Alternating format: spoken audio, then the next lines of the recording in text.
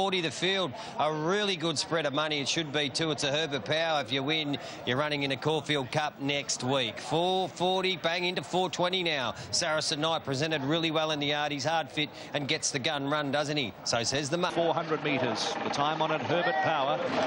And away they go, and Regal Lion took a little skip there and missed it by a couple of lengths. Goes back to the end, goes back anyway. Good Idea jumped well with Saracen Knight.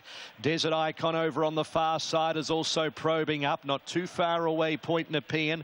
Persans a little bit wider, out even deeper at this stage. Miss Promenade and Emissary. Then came Shabao. Regal Lion trapped on the fence. Will need some luck from there. And then came Shiraz, Macram, Tiger, the Good Fight and Attorney. Good Idea approaches the 600 metres. No moves as yet from Persan. Point Nepean 3 wide, 3/4 of a length away. Now Saracen Knight cuts the ribbons, getting going. Then Harmissian under pressure before the corner from Emissary. Desert Icon needs an out. Shabao tries a looping run, and then Macram, and further back Shiraz. Saracen Knight moves up to Persan around the turn. 300 metres to go, and Saracen Knight hits the front early in the straight. Desert Icon's out chasing. Then came Shabao and Macram down the outside at the 200. Saracen Knight, the favourite, went for home 2 lengths. Persan, Desert Icon, Macram. Saracen Knight, 100 metres to go, clear. Saracen Knight will win it. Saracen Knight the winner. Second ahead, Bobber, Macram, Desert Icon involved, and then Persan, and next in the field, Shiraz from Shabao, Attorney, Harmissian, Emissary, Regal Lion, Grand Promenade, Tiger, well back, Good Idea, Point Nepean, and the good training performance with Saracen Knight, who's bound, and Danny O'Brien and the rest of the team. Danny, tell us, where's the improvement in this horse come from in the last few months? Just the longer he's been in work, the better he's got. We doubt that we've perhaps got next Saturday's winner coming out of this year's edition, won by Saracen Knight. Yeah, if there was going to be one that runs a big race, it may be Persan on the backup, but you'd have to find it a little bit. This, thanks to Daily Sectionals, was the 10th rated race on the day of the 10, so you don't see that too often with a race like a Herbert Power when you've got the 2-year-olds going around in some lower quality races. So well done to the O'Brien team, because 3 starts ago Saracen Knight was beaten in a benchmark 78 at the Valley. He chased hard and he was terrific through the line. And I do know that this is race the Scalacci. Who takes it out this year, Ben? I think the favourite deserves to be relatively short in Paul Ailey. He was very good for... Wrong hand in this. I like the parade of both Paul Ailey and Ingratiating, and I didn't think there was actually that much between them in the way that they were turned out into the mounting yard. Paul Ailey has obviously taken a good improvement off of his first... To 205, and that's due to the weight of the support for the second elect in the filly, the 3-year-old filly, Queen of the Ball. She's hanging around that 440. You'll see into $4.20 now, so really good support for Queen of the Ball. Really good support for Queen of the Ball with the lightweight of 51 kilos to try and hold off Paul Ailey. It's between those two, 550. Gates back, and they're racing, and Queen of the Ball and In the Boat were clearly the best 2 away from Zoo Style just behind them. Paul Ailey 4th the fence, and then came Shelby 66 and Ingratiating. 500 metres to go. Zoo Style and Queen of the Ball from In the Boat 3 wide, and neck off those. General Bow a length and a half away to peel out 4 wide. Then came Paul Ailey, Ingratiating, and Shelby 66 around the turn at the 300. Zoo Style just in front from In the Boat on the outside, and Queen of the Ball the centre. Then came General Bow. Paul Ailey is going for a split between them, and he's coming through. Ingratiating late, 100 to go. Paul Ailey bursts through, takes the lead. Ingratiating coming at it. Paul Ailey, too classy. 3/4 of a length. Ingratiating, Zoo Style, General Bow. Queen of the Ball behind those horses, followed by In the Boat, and Shelby 66 was last. They brought an army to Caulfield today, Godolphin, and the blue flag is flying once again. It's a 1-2 punch in the Scalacci, with Paul Ailey having the better of Ingratiating. Getting up, and now we come to the best backed runner on the sports bet books all day. Animo, he's a superstar, 5-time Group 1 winner. He gets to the 1.25 miles after 2 Group 1s, wins this preparation, and good lordy me, dominates the turnover at sports bet. It's all over, so says our market, at $2.30. Animo the popular way. 460 Zaki, quite solid. Now he's 3rd up. Look for Jamie Carter, really press. If he's right physically, and he wouldn't be here if the stable didn't think he was at 100%, then he's the one to beat. I think his Cox Plate performance is the strongest performance of any of these runners in the last 12 months or so. Galaxy of Stars on the honour roll of the Caulfield Stakes now. known as the Might and Power. Ben Ascari, your numbers for our first Group 1 feature. Going with Animo, I've loved what he's done in both runs this preparation, and he wouldn't be here if the stable didn't think he was right. He's too valuable. He'll probably be ahead of Animo in the running. It's going to be a terrific clash between these heavyweights of the turf. I see no reason to get off Animo. He should be now getting towards his peak, third up 2,000 metres. He did that as a 3-year-old in the spring, this time last year. Yeah, Animo on top for me. He did all the things I wanted to see today. I love the fact that he's developed in the 12 months since I've assessed him, but... This is a good go now, Animo. Best price on race day. Punters were betting around that $2.40 mark. Crunched. He did touch $2.15, but steadying up at $2.20. Animo is the big go for the Might and Power. The weight for age champs are on the track on their way to the gates. Zark. What a contest it's going to be. The gates are back and racing. Alligator Blood, Animo both jumped well, and Zaki with Zest out wide's also pushing up. I'm Thunderstruck using its draw, is going to look for the box seat. Animo slots in, third one off the fence. Alligator Blood took it up by 3/4 of a length to Zaki after 300 or 400 metres. Two further back is Animo, third the out. A couple of lengths, Mr. Brightside, Moonga last. So at a sedate tempo for this class, with over 1,000 to go. Alligator Blood is the leader by a half length to Zaki, who looks to just put a little bit more pressure on towards the railway side. 2.5 lengths away, Animo, I'm Thunderstruck. 2 lengths Nonconformist, and then came Benno, Mr. Brightside. Moonga is last. Alligator Blood by a neck to Zaki the outside as they reach the 800 marker. 1.5 lengths, I'm Thunderstruck, and they were followed by Animo, who is going to show their hand first, and then came Nonconformist Benno. 2 lengths, Mr. Brightside, and Moonga, who's niggled at. Zaki now breathes down the neck of Alligator Blood at the 500 metres. They're toe-to-toe.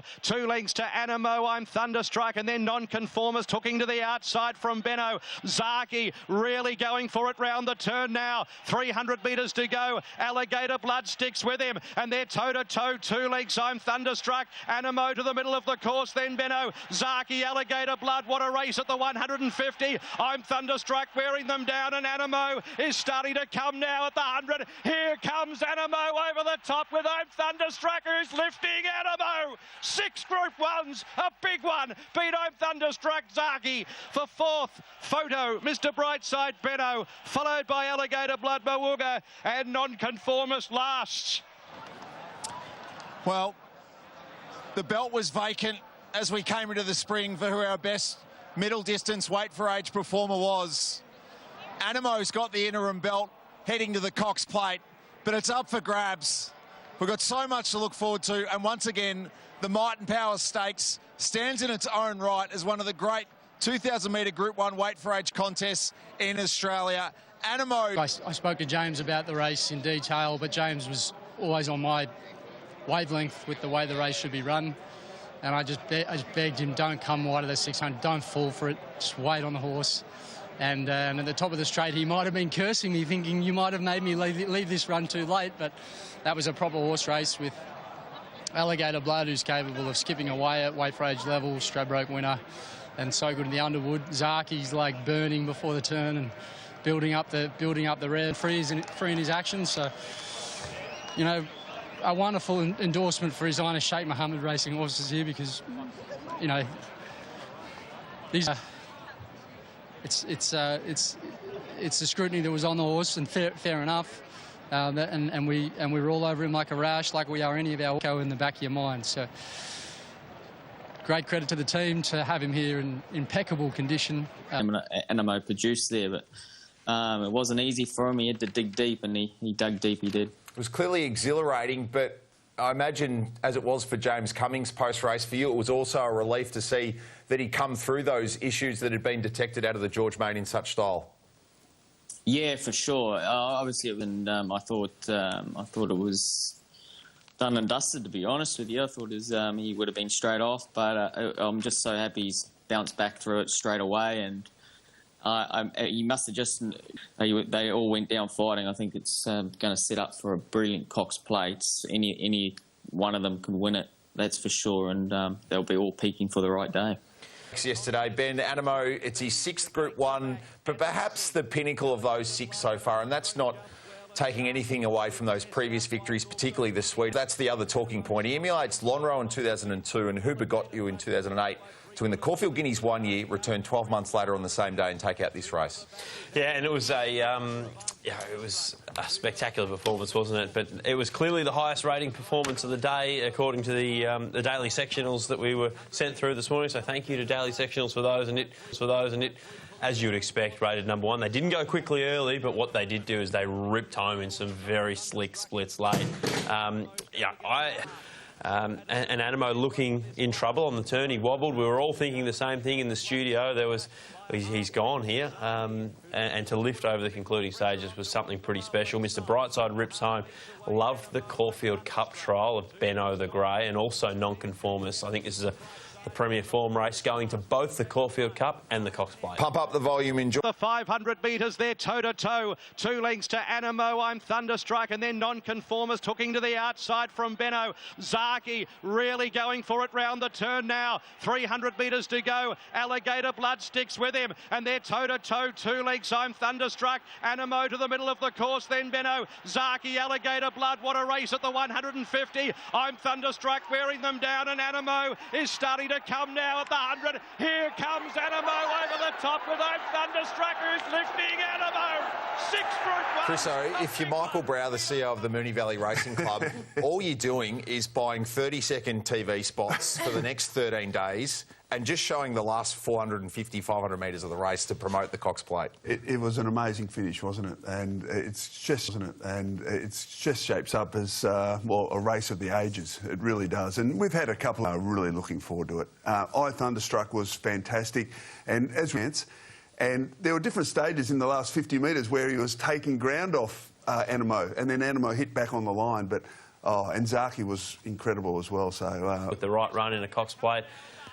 I think Animo and Zaki have a little bit of improvement to come. They were only 3rd up yesterday and they have had 1 goal, the Cox Plate, this whole preparation. Look at Thunderstruck through the line. Look at Benno through the line there, the grey. Him and Nonconformist both closed off really strongly. Nonconformist following the same path as last year where he narrowly was beaten by Probabile in this race, backed up, bumped into Incentivise. He bumped into a really good one in that Caulfield Cup. Well, there's no Incentivise this year, so he's suddenly improved sharply and he's got to be right in the mix, and Benno's the one for me. I think that might be... We all think it's the Cox Plate lead-up, but I also think it might be the Caulfield Cup lead-up. There's got to be reservations over the strength of the Turnbull, even though it's represented.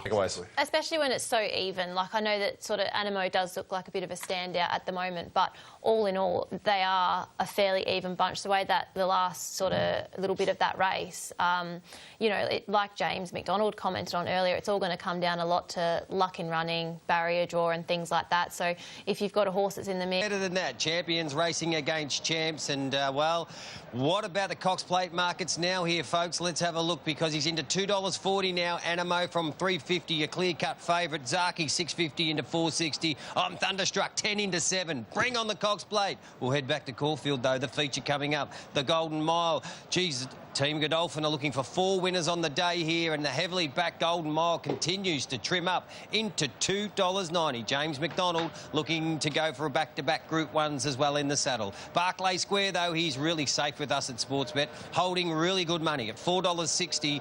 He's popular. Getting that good each-way value there. Amenable next best out to 14. Looking down the bottom, Ozapenko has been the best-backed roughie, $31 into 16. Let's talk some last time out. So at the price I like him, I think he's over the odds. Nescara, you pick. At the respective prices, I think Amenable's the value in the race. Who knows how close he could have got to half cabin in it.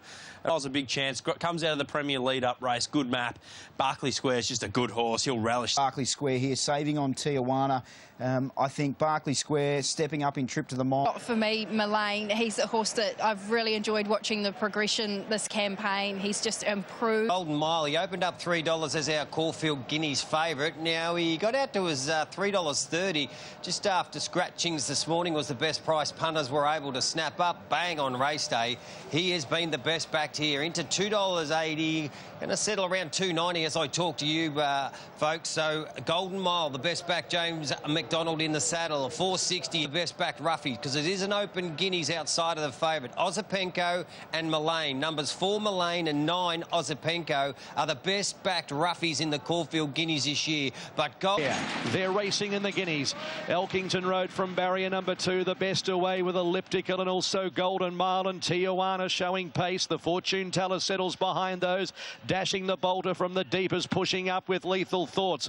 They were followed next by Berkeley Square, who's one off the fence midfield as they climb the hill. Then came a lane around it from Bankmore, trying to find a position 3 deep. Amenable the fence, then Ozopenko. Meridius as well back, and they were followed by Skyfios. And last is Fujita Sand. So the leader is dashing, led by 3/4 of a length to Lethal Thoughts as they run off the back at the 1,000 metres. A length and a quarter, the Fortune Teller third outside of Elkington Road. 3/4 of a length, Tijuana. Then came Elliptical. Golden Mile is spotting the lead, 6-1 off the fence. A length and a half, Mullane. Then came in between horses, Berkeley Square. Sir Bailey the fence at the 800 metres. A length, Bankmore, Amenable. And then came Skyfios, Ozopenko, Meridius. Fujita San is last. So the front runner is dashing. 600 metres to go. Looks to dial it up by a half length to Lethal Thoughts. A length and a half, the Fortune Teller. Elkington Road, the inner. Then came Tijuana, who hooks out 4 deep from Mullane. Next in the field is Golden Mile. Elliptical runs up behind that wall, and then Sir Bailey. Lethal Thoughts dashing as they reach the 250, joined by the Fortune Teller. Then Tijuana. Golden Mile is coming on now down the middle of the track, and Bankmore from a long way back. Golden Mile up to Tijuana, then Elliptical. Golden Mile, 100 metres to go from Tijuana. Elliptical late. Golden Mile, Elliptical's driving. Golden Mile saw out the mile, won the Guineas, beat Elliptical, photo third. Between out wide Ozopenko and Berkeley Square late. Then Elkington Road, Meridius. Next to finish, the Fortune Teller, who's run a huge race. So too dashing Amenable. Next Skyfios. And then came Sir Bailey. Bankmore pulls up quickly. Fujita San, Lethal Thoughts and Mullane amongst the tail enders. A stirring edition of the Caulfield Guineas. A ding-dong battle late. You had Elliptical, Tijuana, a Golden Mile all thrusting their way towards the line. James McDonald on the outside trying to get everything he could out of Golden Mile. And does Godolphin's golden day continue? You better believe it. James Animo last year, so good. And it looks to be Golden Mile's race in 2022. Yeah, Golden Mile, he was great. He was he popped away extremely fast from the stalls, and that was enabled us to get in on the front foot, so to speak, to put him in a spot where it was pretty self-explanatory. From there, he was in the perfect spot following Mark Zara's horse, and James was very adamant and strict on his instructions that he'd rather obviously come a bit later than earlier with him. But he was strong. He was good. Obviously, he was out on his feet late, but he made a good surging run. And I think the best horse won the race. To be fair, he had the writing on the wall, and obviously there's some fast finishes, but he did what he needed to do. James, we saw him on watching the replay across the last 18 hours or so is just how good Elliptical was late, because all of a sudden we've just put a cap on the Cox Plate discussion. The Freedman camp might send him there as the 3-year-old. Well, they're going to need to find a lot, these horses. So last year the Caulfield Guineas was a vintage edition with Animo and Artorias and a few others, and it was one of the high rating races on the day, and they ran slick time. This is rated 6 lengths or so, thanks to daily sectionals, worse than last year. Elliptical was terrific. Have a look at him on the inside. Just that inside draw probably played against him. The winner had the perfect run in transit. Have a look at Ozopenko getting onto a drier track, back third last, fastest splits of the race. He was just too far back, probably beaten by the barrier. So Elliptical maybe a little unlucky not to win yesterday. I think the run of the race is probably the 3rd horse, and if he draws a gate, he may well have won it. Elliptical runs up behind that wall, and then Sir Bailey. Lethal Thoughts dashing as they reach the 250, joined by the Fortune Teller. Then Tijuana. Golden Mile is coming on now down the middle of the track, and Bankmore from a long way back. Golden Mile up to Tijuana, then Elliptical. Golden Mile, 100 metres to go from Tijuana. Elliptical late. Golden Mile, Elliptical's driving. Golden Mile saw out the mile, won the Guineas, beat Elliptical. He ran really well. Bunch finish, race ranked thanks to daily sectional 6 of 10 on the day. I know we love 3-year-olds going to a Cox Plate, but they've got to be good enough, and these horses, if they were to go to a Cox Plate, need to improve, and improve very sharply. Back to the Toorak. It's all about one horse. I Wish I Win. Come on, man. He opened up at $2.70. He's into $2.15. Good Lord. Luke Nolan in the saddle for Peter Moody. It's one-way traffic. Tuvalu, he's at $9.50. He's out slightly from his $8 opening quote. Gentleman Roy, $8.50. The drier track suits him, but you're getting a better price at $11 pinstripe. Are you with I Wish I Win? I am, yeah. I made him the best of the day. I think he's a really nice horse that could reached some pretty lofty heights this spring, and this looks... I can't knock the favourite at all. I'm with him as well, Ben. I think he deserves to be as short as what he is. Punters are just piling in, and so far they're winning. They're on. I Wish I Win. Yeah, I Wish I Win on top for me too. He's just pretty foolproof in the mounting yard, and he's a horse. Continues here with the favourite in the Toorak handicap. $2.30 best price bet today at Sportsbet. Crunch into even money. He'll start in the red the way this market is trending, that is for sure. I Wish I Win, clearly the best backed runner in the Toorak. OK, Tuvalu out to $10, $12. For the Toorak. And they're racing. I Wish I Win in the back half early. Gentleman Roy broke hard and went straight to the lead from No Name Lane and Military Expert. Tuvalu right behind those horses. And then came Halal Uncle Bryn in character. Then came I Wish I Win, who's 2/3 down the field and 9 off the lead from Dallas Sand Banker's Choice Pinstriped. Laws of Indices last at the 700. Gentleman Roy slowed it up, followed by Military Expert. As a result, Buffalo River paws it on 3 wide at the 600 metres. 2 lengths away, Tuvalu, No Name Lane, Call Sign Mav as they really get motoring before the corner. They were followed by Halal. I Wish I Win, still about 4th last. Gentleman Roy around the corner at the 400 metres in front of Military Expert, and then Tuvalu, Buffalo River. Now I Wish I Win pulls towards the middle of the track, still has 7 or 8 to pick up. Gentleman Roy at the 250 led from Military Expert, then Tuvalu, I Wish I Win. Gentleman Roy getting tired. Tuvalu is wearing it down at the 100.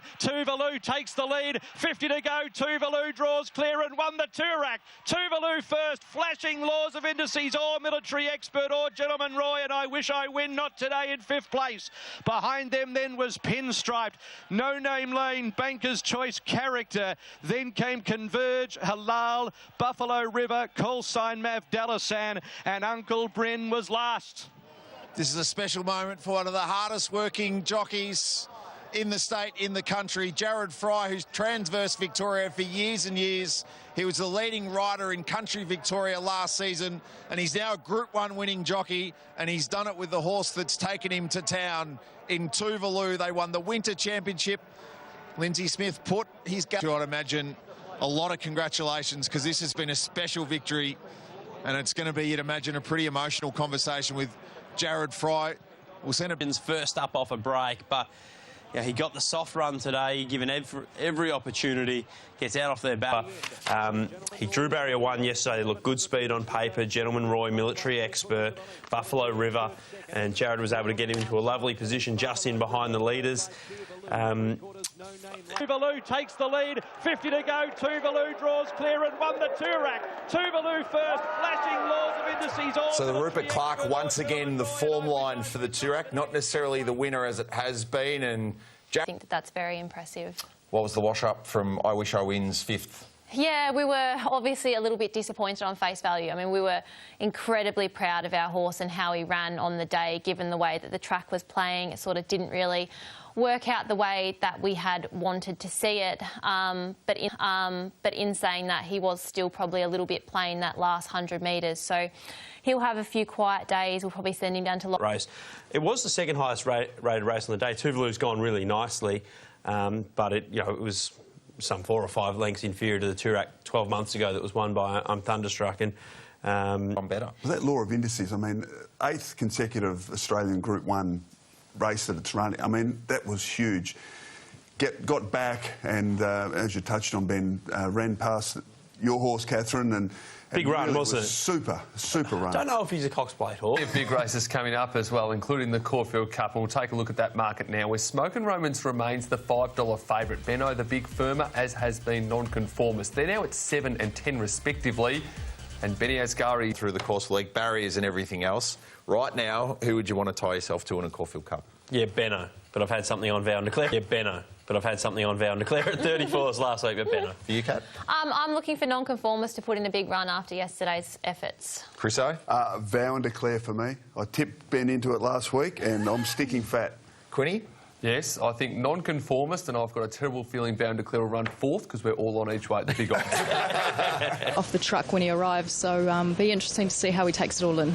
Beautiful. Good luck. Thank you. Number 4, the first of our features today. This is the Polytrack Roman Consul Stakes over 1,200 metres. 1,200 metres. Group 2 for 3-year-olds mounting. On top to Celos at the rear. Best of Bordeaux just leads coming up to the turn from Zuccarino. Wallinga Beast in a stalking position and just peeling 3 wide now, clear from Sweet Ride as they straighten up. And it's Best of Bordeaux on the inside of Zuccarino. Wallinga Beast is moving into a 3 wide, 2 further back to Nicino. And a Sweet Ride looking for a bit of room. Best of Bordeaux showing plenty of fight. Sweet Ride could be the danger now. Best of Bordeaux, Sweet Ride through the middle. Wallinga Beast is still there. It's Best of Bordeaux and Sweet Ride, but Best of Bordeaux, he's really strong at the end, fending them all off, and Best of Bordeaux pushed out by Miller, won the Roman Consul. Sweet Ride second, just in front of Wallinga Beast. They beat off Nicino, then came Sajardin from Zuccarino, and under the very heavy conditions, Salos couldn't make any ground at all. Good to see him win. I mean, we told the story a bit before the race. We talked about Ben Millam going up there and what an important day it was for Ben today. 69, 1, 3, 9 and 4. Eagle Fun. It's it's not so conducive to competitive racing, and particularly when you've got horses losing footing, visibility issues, and the obvious decision is to postpone and find a more suitable day. Was there any talk? New South Wales will be in discussions with this afternoon as to where we can position the Gloaming and obviously the Silver Eagle as well, both important lead-up races. So that was Mark Van Gestel talking to me just moments ago.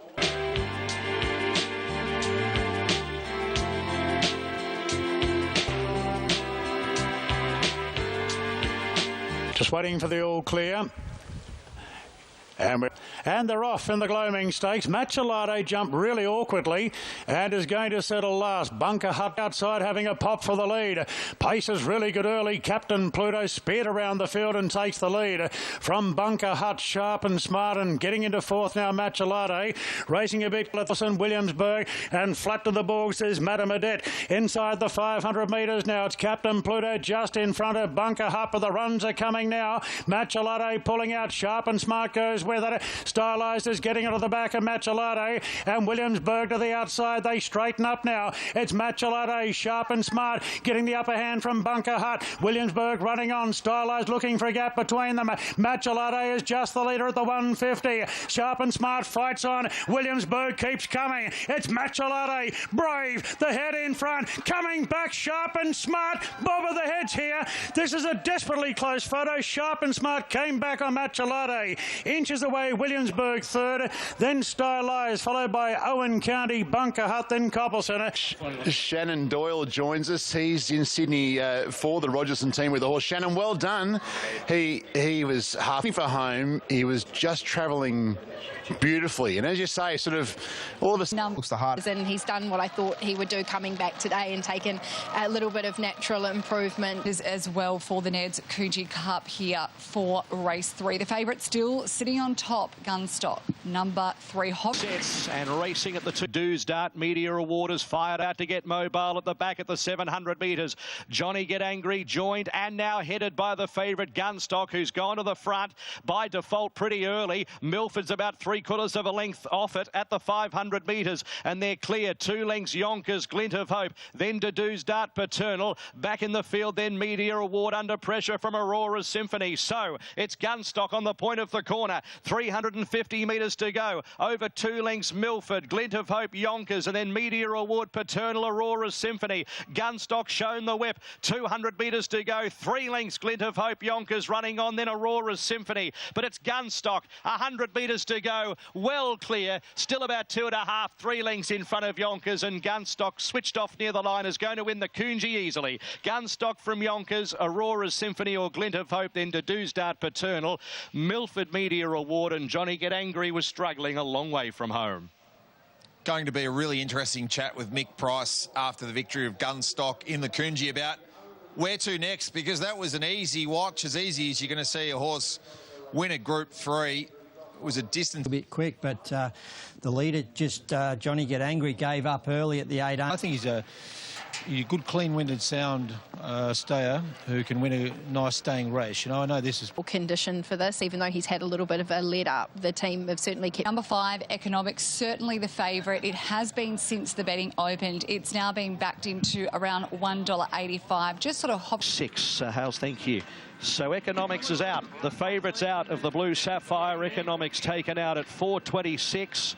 The other turn at the 500 metres. Dormier, the leader, 3/4 of a length, Grand Impact. Then came Shalailed. Next, El Padrino, who hooks out even wider, stoked up into it. Lofty Strike is coming wide as well. Squad's going to cut the corner, followed by Buse, Lascars and Shipstern. It's Grand Impact, who's been supported at odds as they reach the 300 metres. Takes the lead away from Dormier, and they were followed next by Shalailed and Lofty Strike the outside. Grand Impact with 100 metres to go in front of Shalailed and Lofty Strike. Grand Impact punched out by Malum, and Grand Impact won the Blue Sapphire. Shalailed second, Lofty Strike is third. Fourth in the race, El Padrino. Then came Lascars and Buse from Dormier. Ships. 2 Waller runners, and then pre-jump, the race favourite, the odds-on favourite in Economics, and that's meant that Grand Impact has gone around at a very short quote, but rightly so. Made it to that time, the feature event program of today, the 1,000 Guineas. On Saturday, it was all about the boys. Now, this Wednesday, it is all about the fillies. Let's have a look at the market. Since the rain came this morning, all interest has been with Boogie Dancer. Opened at $3.40, got out to $4, but now straight into $3.50. It was really fit and really bright. Heaviest track we've seen for Schweppes 1,000 Guineas in recent memory. A couple of runners for the Team Moody, 3 runners for the Snowdens. Where do you lie here, Brent Sarafa? I'm leaning to Boogie Dancer now because of the track. I was quite... somewhere very near their peak. The horse that I am putting on top is the 3, and she's Lickety Split. I've followed her progression, so she's the one that I've sided with, but you can make a case for a number of these. Madame Pompery was an outstanding parade. She's a lovely, relaxed filly. She's a very... At $3.60. The punters have it as a race in 3. She's Lickety Split and North Star Lass, hovering between that 4.20 to... If you're a fan of the Waller and J-Mac combo, Madame Pommery, $9 now. Head to the Neds app. Set to go, and they're racing in the 1,000 Guineas. All waltz on by, stumbled there, and missed a couple of lengths. Goes back towards the end of the field. Showing speed, Russian Conquest and North Star Lass, who's going to take it up. She's Lickety Split, got to 3rd from Madame Pommery. Then came Boogie Dancer, 2 lengths waltz on by, trying to ride 100. Revolutionary Miss sitting on the outside of Jenny Jerome at the back. So the front runner, North Star Lass, gets a breather at the 800 metres. Led by 3/4 of a length, Russian Conquest. A length, she's Lickety Split. Madame Pommery as the field really pack up. Taj Need getting going around the outside of Boogie Dancer. Then Waltz on by, who got shuffled back from Jenny Jerome as they reached the 550. And back with her is Revolutionary Miss. Only 3 lengths first to last. North Star Lass is the leader. 450 metres to go. Comes to the middle of the track from Russian Conquest. She's Lickety Split wider. Out even deeper, Boogie Dancer, and Madame Pommery got right up underneath them all and sprint through on the inside. 250 to go. Madame Pommery went for home. A length and a quarter. She's Lickety Split. Revolutionary Miss, Boogie Dancer all in a line. Madame Pommery, 100 metres to go. Led clearly. Madame Pommery streaking to the line. Won the 1,000 Guineas. Revolutionary Miss second. 3rd, she's Lickety Split, Boogie Dancer. Then North Star Lass, Jenny Jerome, Russian Conquest waltz on by. Taj Need has finished last of all, but it's that man again, James McDonald. He's breathing different air to the rest of us right now, James McDonald. He's 71st Group 1. 3 of them coming in the past 3 days across the first 2 days of the Caulfield Cup Carnival. And in the end, it was everything we've come to know and love about the genius that is J-Mac, particularly when he's in 1,000 Guineas. Madame Pommery coming through the Princess Series, 5th in the Furious, 2nd in the T-Rose, 6th in the in the Flight Stakes, able to handle the... Which no doubt will come to. But saving ground's a big thing, and once you get a full air of sail, or full sail of air, she was never going to be caught. So her form in Sydney was pretty good. She ran second to a very bare margin behind Zugotcha, who won the Flight Stakes. 2 runs back, and I think Frank to form and ability to compete in good races. Chris. He is an old favourite. He's an old favourite from everyone. He is a absolute... Even money, which I don't know if we can afford if you're keen to have a crack, but it's funny with these horses that have had a peak run and a ratings peak. Dancers ping last one. Zayrek really wants the front here, so Nash let him go. And Zayrek's going to round the field here, and McAvoy's found the front. Out by he's a shocker, Cascadian, who's third last from Warning, and the back last of all is Lure Me In. Righto, well, Zayrek's in a real mood here and has busted the field wide open. At the 600 metres, Zayrek is 8 lengths in front now of Surf Dancer, followed by Pinarello. You'd think Kieran McAvoy wants to get off early to the Bruno Mars concert. It's well clear, Zayrek turning for home from Surf Dancer. Prometo pulling out from Pinarello. The favourite Cascadian still fourth last and staying towards the inside. Zayrek folding up like a deck chair there, and Surf Dancer, Prometo and Just Folk are moving up, and now Cascadian is starting to rope them in on the inside. Just Folk the outside of Prometo, but here he comes, Cascadian with the big white face racing to the lead from Just Folk. Prometo holding third, but Cascadian a big winner, coming from a mile back to win the Craven Plate. Just Folk second, Prometo third. He's a shocker. He got up to run fourth. Then came Pinarello from Warning. Surf Dancers stopped. Then came Estefani from Lure Me In, and no surprises there that Zayrek has finished last. J Mac just look, he's having a good chat. I think he's shaking his head and thinking, what was Little Mac all about? Hey Mac, Richo, he's up. Hey Mac, Richo, he's up to about 5.5, 5.6, 5.7 million. He was the perfect. Number 3, the Craven Plate. When we picked them up around the home turn, Corey, Zayrek, he'd been off and gone for a long time. Yeah, don't know what happened there. He sort of seemed relaxed. Darren had him going to the Bruno Mars concert. Yeah, I heard that. But he was super relaxed when he sort of went over the back crossing at the mile, and then, yeah, by the time he got to the 1400, he was running, yeah, 11s and, yeah. So that set it up for Cascadia. Yeah, look, he backed it up well. He's racing with confidence, the horse, and, you know, they've set him up beautifully for these good prize money races.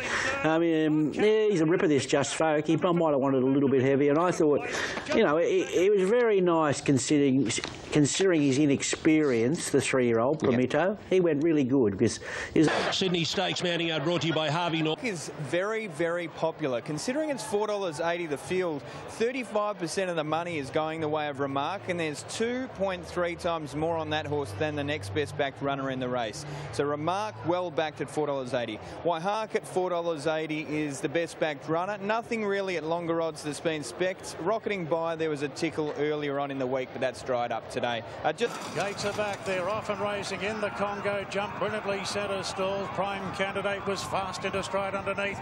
Deep out, Forbidden Love going forward. Up the inside, Beyond Smart One at Apache Chase, improving just in front of Remark. Then Totality. So Prime Candidate shows the way coming to the turn. They steadied the speed, and Remark gets going the outside in a 3-wide position. Moved up on the outside of In the Congo.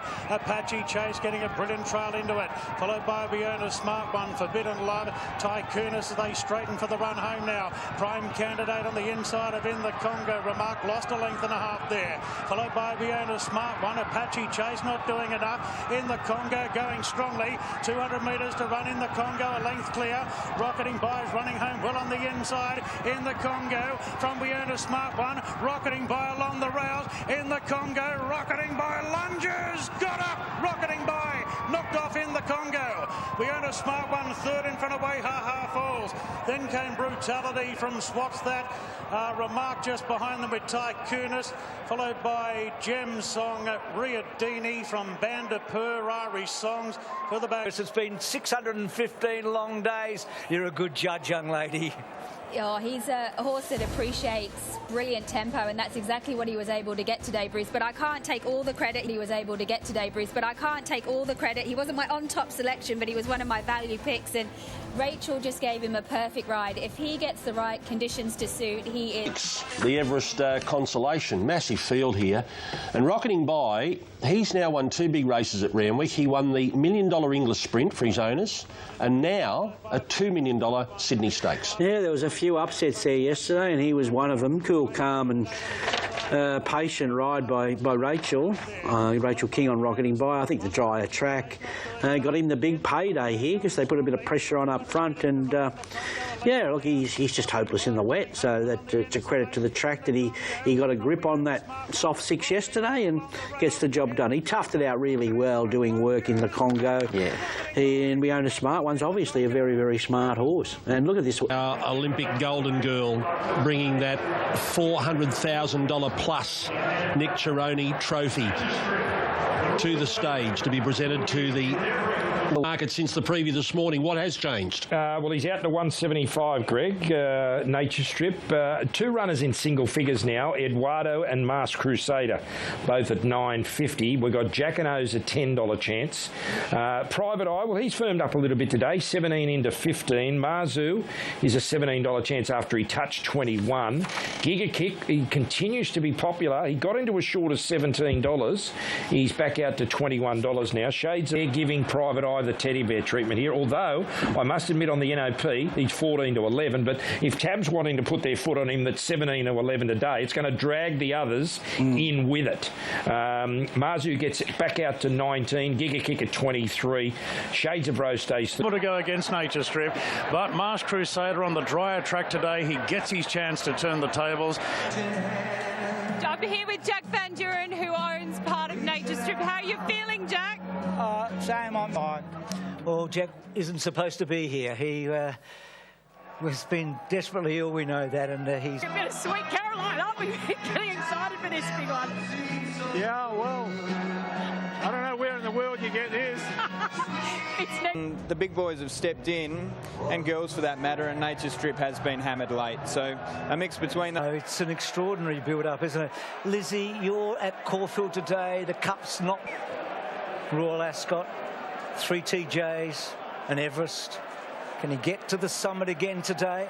He is a special horse. This will take him somewhere else again. The gates are back. They're off and racing. Eduardo jumped well. So did Nature Strip on the outside, overpass there, and Joyful Fortune is showing very good muster on the rails. So it's Eduardo 3/4 to Joyful Fortune. Nature Strip staying deep on the outside of overpass, and Shades of Rose settles in 5th. Private Eye's pretty handy on the inside of Marzu. Then came Kementari from the 3-year-old Giga Kick firing up. The other 3-year-old Jacquinot went past him. Then Ingratiating, and Masked Crusader sees them all. So it's Eduardo and his old sparring partner Nature Strip. They're running a long way from home. Joyful Fortune holding a spot on the rails with overpass between them. Then Shades of Rose from Private Eye, who's only 5 off the lead as they turn. They swing now. Eduardo and Nature Strip head and head up the rise, and a thriller here on the Everest, and Nature Strip given the cue by McDonald, and the champ races to the lead by a length on Eduardo. Private Eye's running on. Then came overpass Shades of Rose, Jacquinot and Giga Kick. Nature Strip a length in front. Private Eye, Giga Kick down the outside, wins the Everest. The unbeaten 3-year-old's done it. Giga Kick beat Private Eye. Then Nature Strip, Jacquinot and Marzu. Further back to overpass Kementari, Masked Crusader, Shades of Rose, Joyful Fortune. Further back then to Ingratiating, and Eduardo finished last. Extraordinary, stunning. For most of the straight, you thought maybe. You knew he was in trouble. It was going to take something special to hold off Private Eye and Giga Kick. And Giga Kick for Clayton Douglas and Craig Williams. Craig Williams has never been here on a Caulfield Cup day. He came here the first year. It was Caulfield Guineas Day. It's his only other ride. So he came here on a Caulfield Cup day. And you know how good they are until they're beaten. And he had never been beaten, this horse. Giga Kick is first. Private Eye is second. Horse, he's a superstar. You know, I probably had the Potters that he is a 3-year-old and probably wasn't good enough, but I had a lot of faith in him. He's just such a professional. As you can see today with the 53 kilos ridden like that, he's electric. So yeah, a bit of a whirlwind, but he wasn't in a lot of faith in him. So he's a star, and watch out. the new kids on the block. You are, and he is too. Mate, this is his 5th start. People were... 221. Was at 46,000. I've lost count. I may have tacked on 1,000. But to put that into perspective, one of the biggest days we've ever seen on a race course, Winx's Farewell had 43,000 plus. So more than that. And it's him at the moment, but he's taken this whole, and he's only a 2-year-old. He's still a baby. Yeah, look, his birthday's on Wednesday, so I think I'll buy him a birthday cake, I think. But no, look, he's pulled up really well this morning. We're very pleased, and it was just a phenomenal effort. As it saw him, I guess the biggest thing that I'd love to know is when you saw him kicking home, what was that feeling? Yeah, well, I think there's some footage of that, so there was a fair few hop, skips and jumps, but no, look, it was unreal, and he's really come through the run well, and we're very happy, and to think that we'll be able to beat Nature Strip, it's unbelievable. And I know you galloped him onto you. And James, you look at unbeaten horses. Now, he's 5 from 5, and he may one day be beaten. We celebrated Winx with the building of the grandstand. Every time she went out, we celebrated because we knew she was going to win. It doesn't always happen. Black Caviar and Winx were the exceptions. Baid was beaten overnight, this unbeaten horse. Look, absolutely. It's incredibly hard, as everyone knows, to win 4 races in a row. You know, it's impressive in itself. And I was listening to you and Hensey yesterday morning, and you said beware of the unbeaten horse. Yeah, always. You know, you know, I went through it this morning. I think throughout the period of the Everest, the average SP price has been just over $9. Yes. So it's not just a favourites race. And I think this opens up more doors. There'd be a lot of people sitting... I was sitting next to Glenn Munsey, where he's got all the big computer there with the figures and the tab and the big holds, the millions and millions and millions. The worst possible result was the winner. So he was very popular with punters. He was you know. And you can get into the money somehow. They're going to keep wanting to... And Giga Kick's the best example in the 6 years of this race. Giga Kick is the best example of you go with your head. Yep. You pick the horse you think can run well, and you just hope they can deliver. I think he's changed the race in 6 years. I thought, yes, did as a 3-year-old. I think this horse has done more for the Everest than any other horse. No, I agree. Yeah. They're the 2 biggest turning points for the race. You're on 2 sides, to be honest. I love Craig Williams.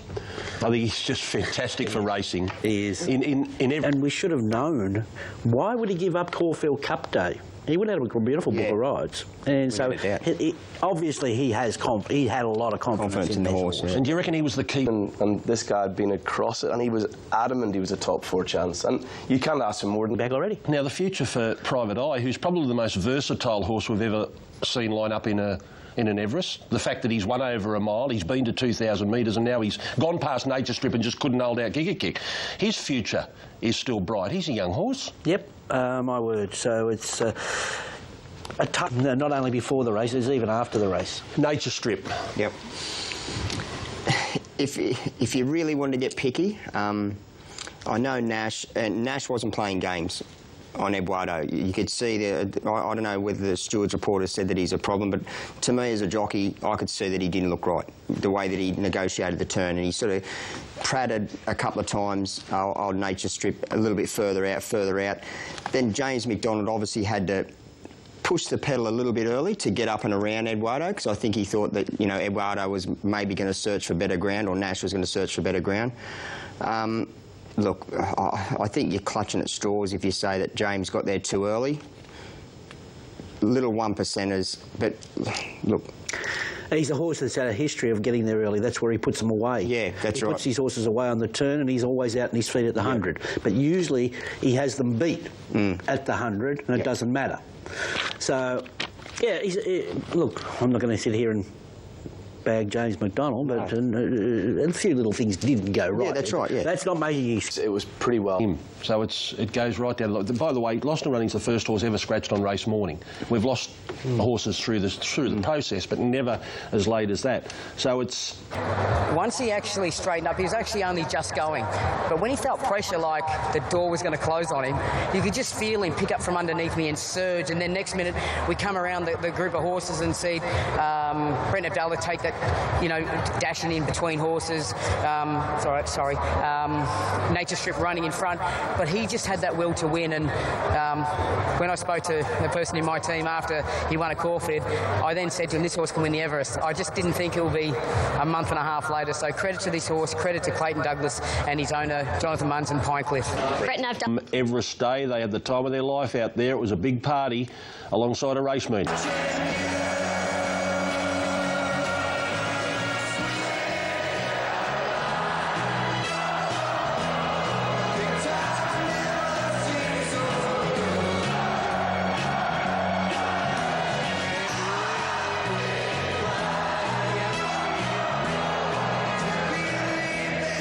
Has got an Everest under the belt, and this is just the most remarkable of developments. A horse who, as we mentioned at the beginning of the program, won a sale maiden, albeit by the best part of 4 lengths, and would have been one of the favourites in a Blue Diamond if he had have headed there. And his campaign to get to this race started in July with a win at Flemington. He's gone through the Vane, the Danehill, and he was brilliant late here. He put the writing on the wall early that this was going to be a good horse, didn't he? And they went along at a solid speed in the early stage of this race. They increased it in the mid stages, but he's run the fastest last 1,000 of the meeting, second fastest last 400, third fastest last 200. It was a phenomenal performance from Giga Kick, and he's just a horse that just keeps raising the bar every time it's, you know, he's set a new challenge. He just keeps answering it. And the 3 stars. Chris Lee's looking ahead now to the Silver Eagle. You have Lock Eagle, who came out and blew everyone away there at Canterbury on that occasion on a soft... Tab ever. Solid guide, and so it should be. First 3 in this race automatically go to the $10 million Golden Eagle run. Did you say 10 million? Just 10. $10 million Golden Eagle for 4 years. Clayton, well done. That's a brilliant performance. And I will say it was a look.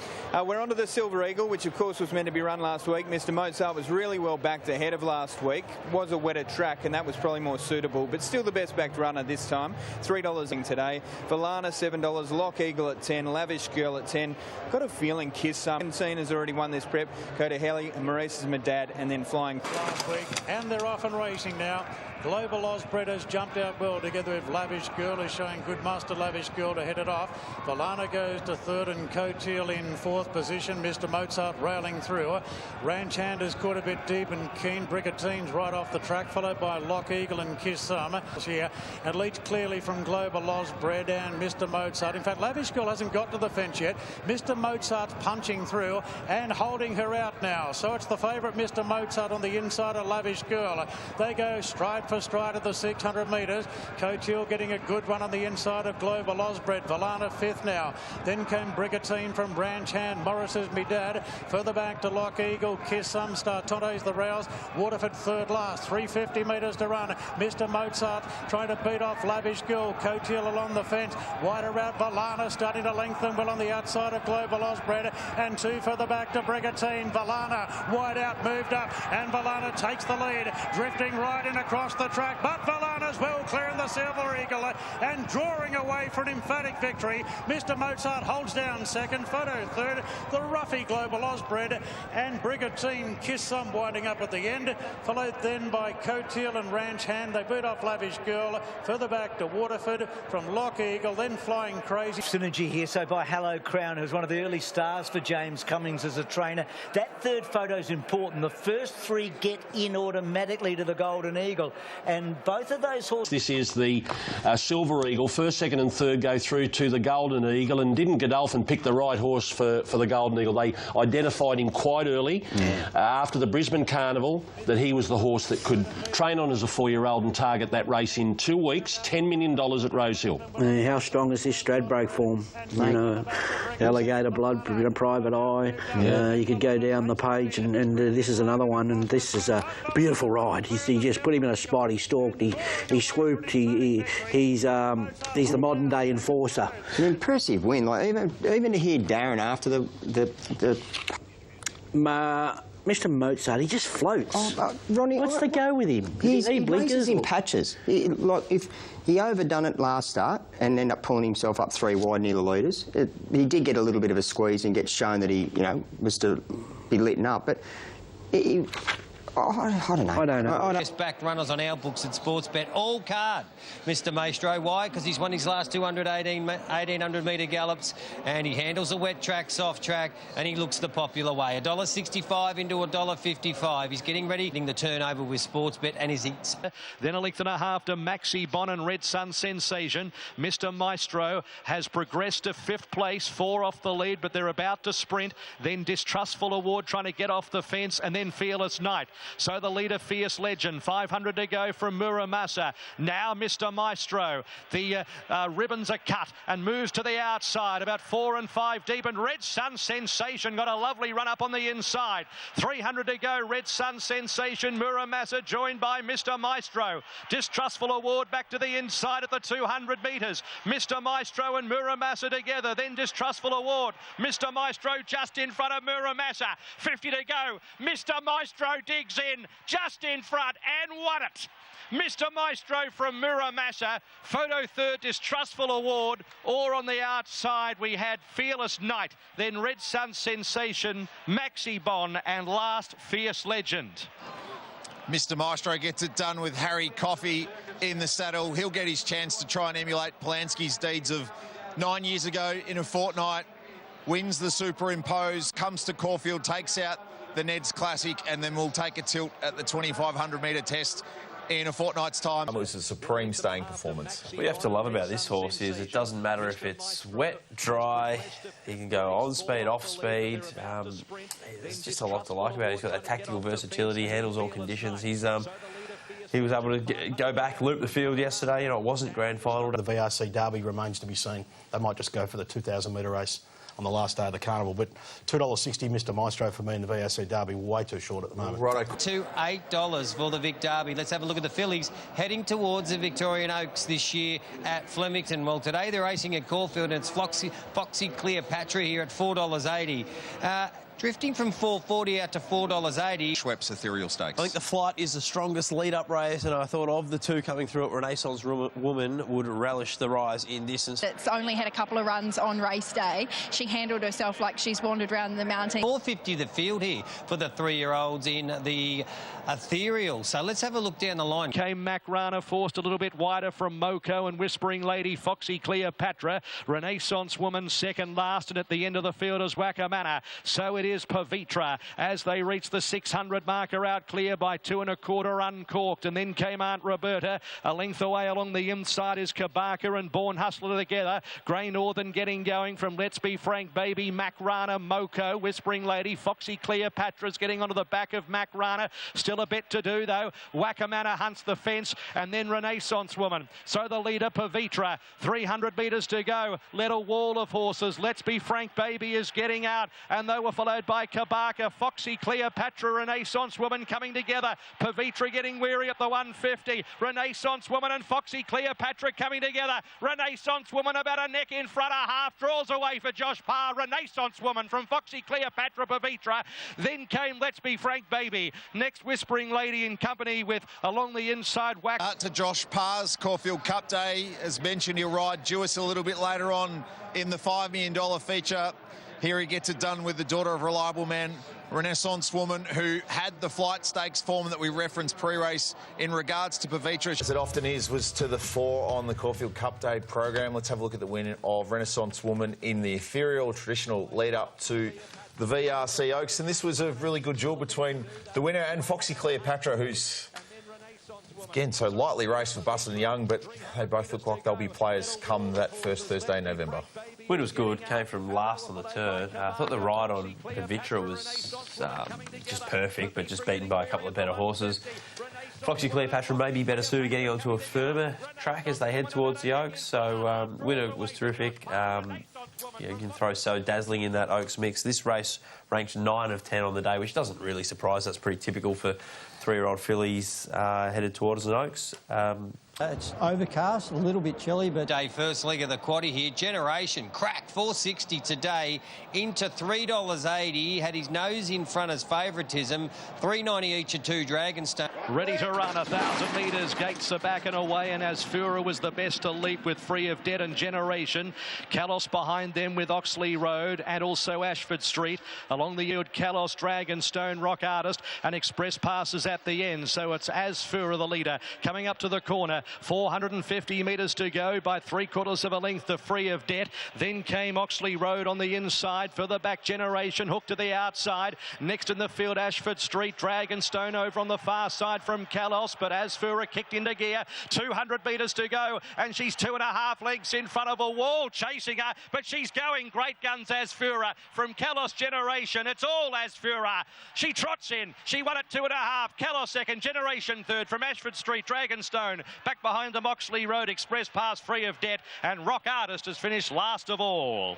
What a fantastic moment for Henry Dwyer, who uprooted from the training facility, being a local Caulfield boy, has headed to Ballarat and has now trained a Group 2 winner out of there in the form of Asfura, who, as we mentioned pre-race, he had earmarked this from the very beginning of...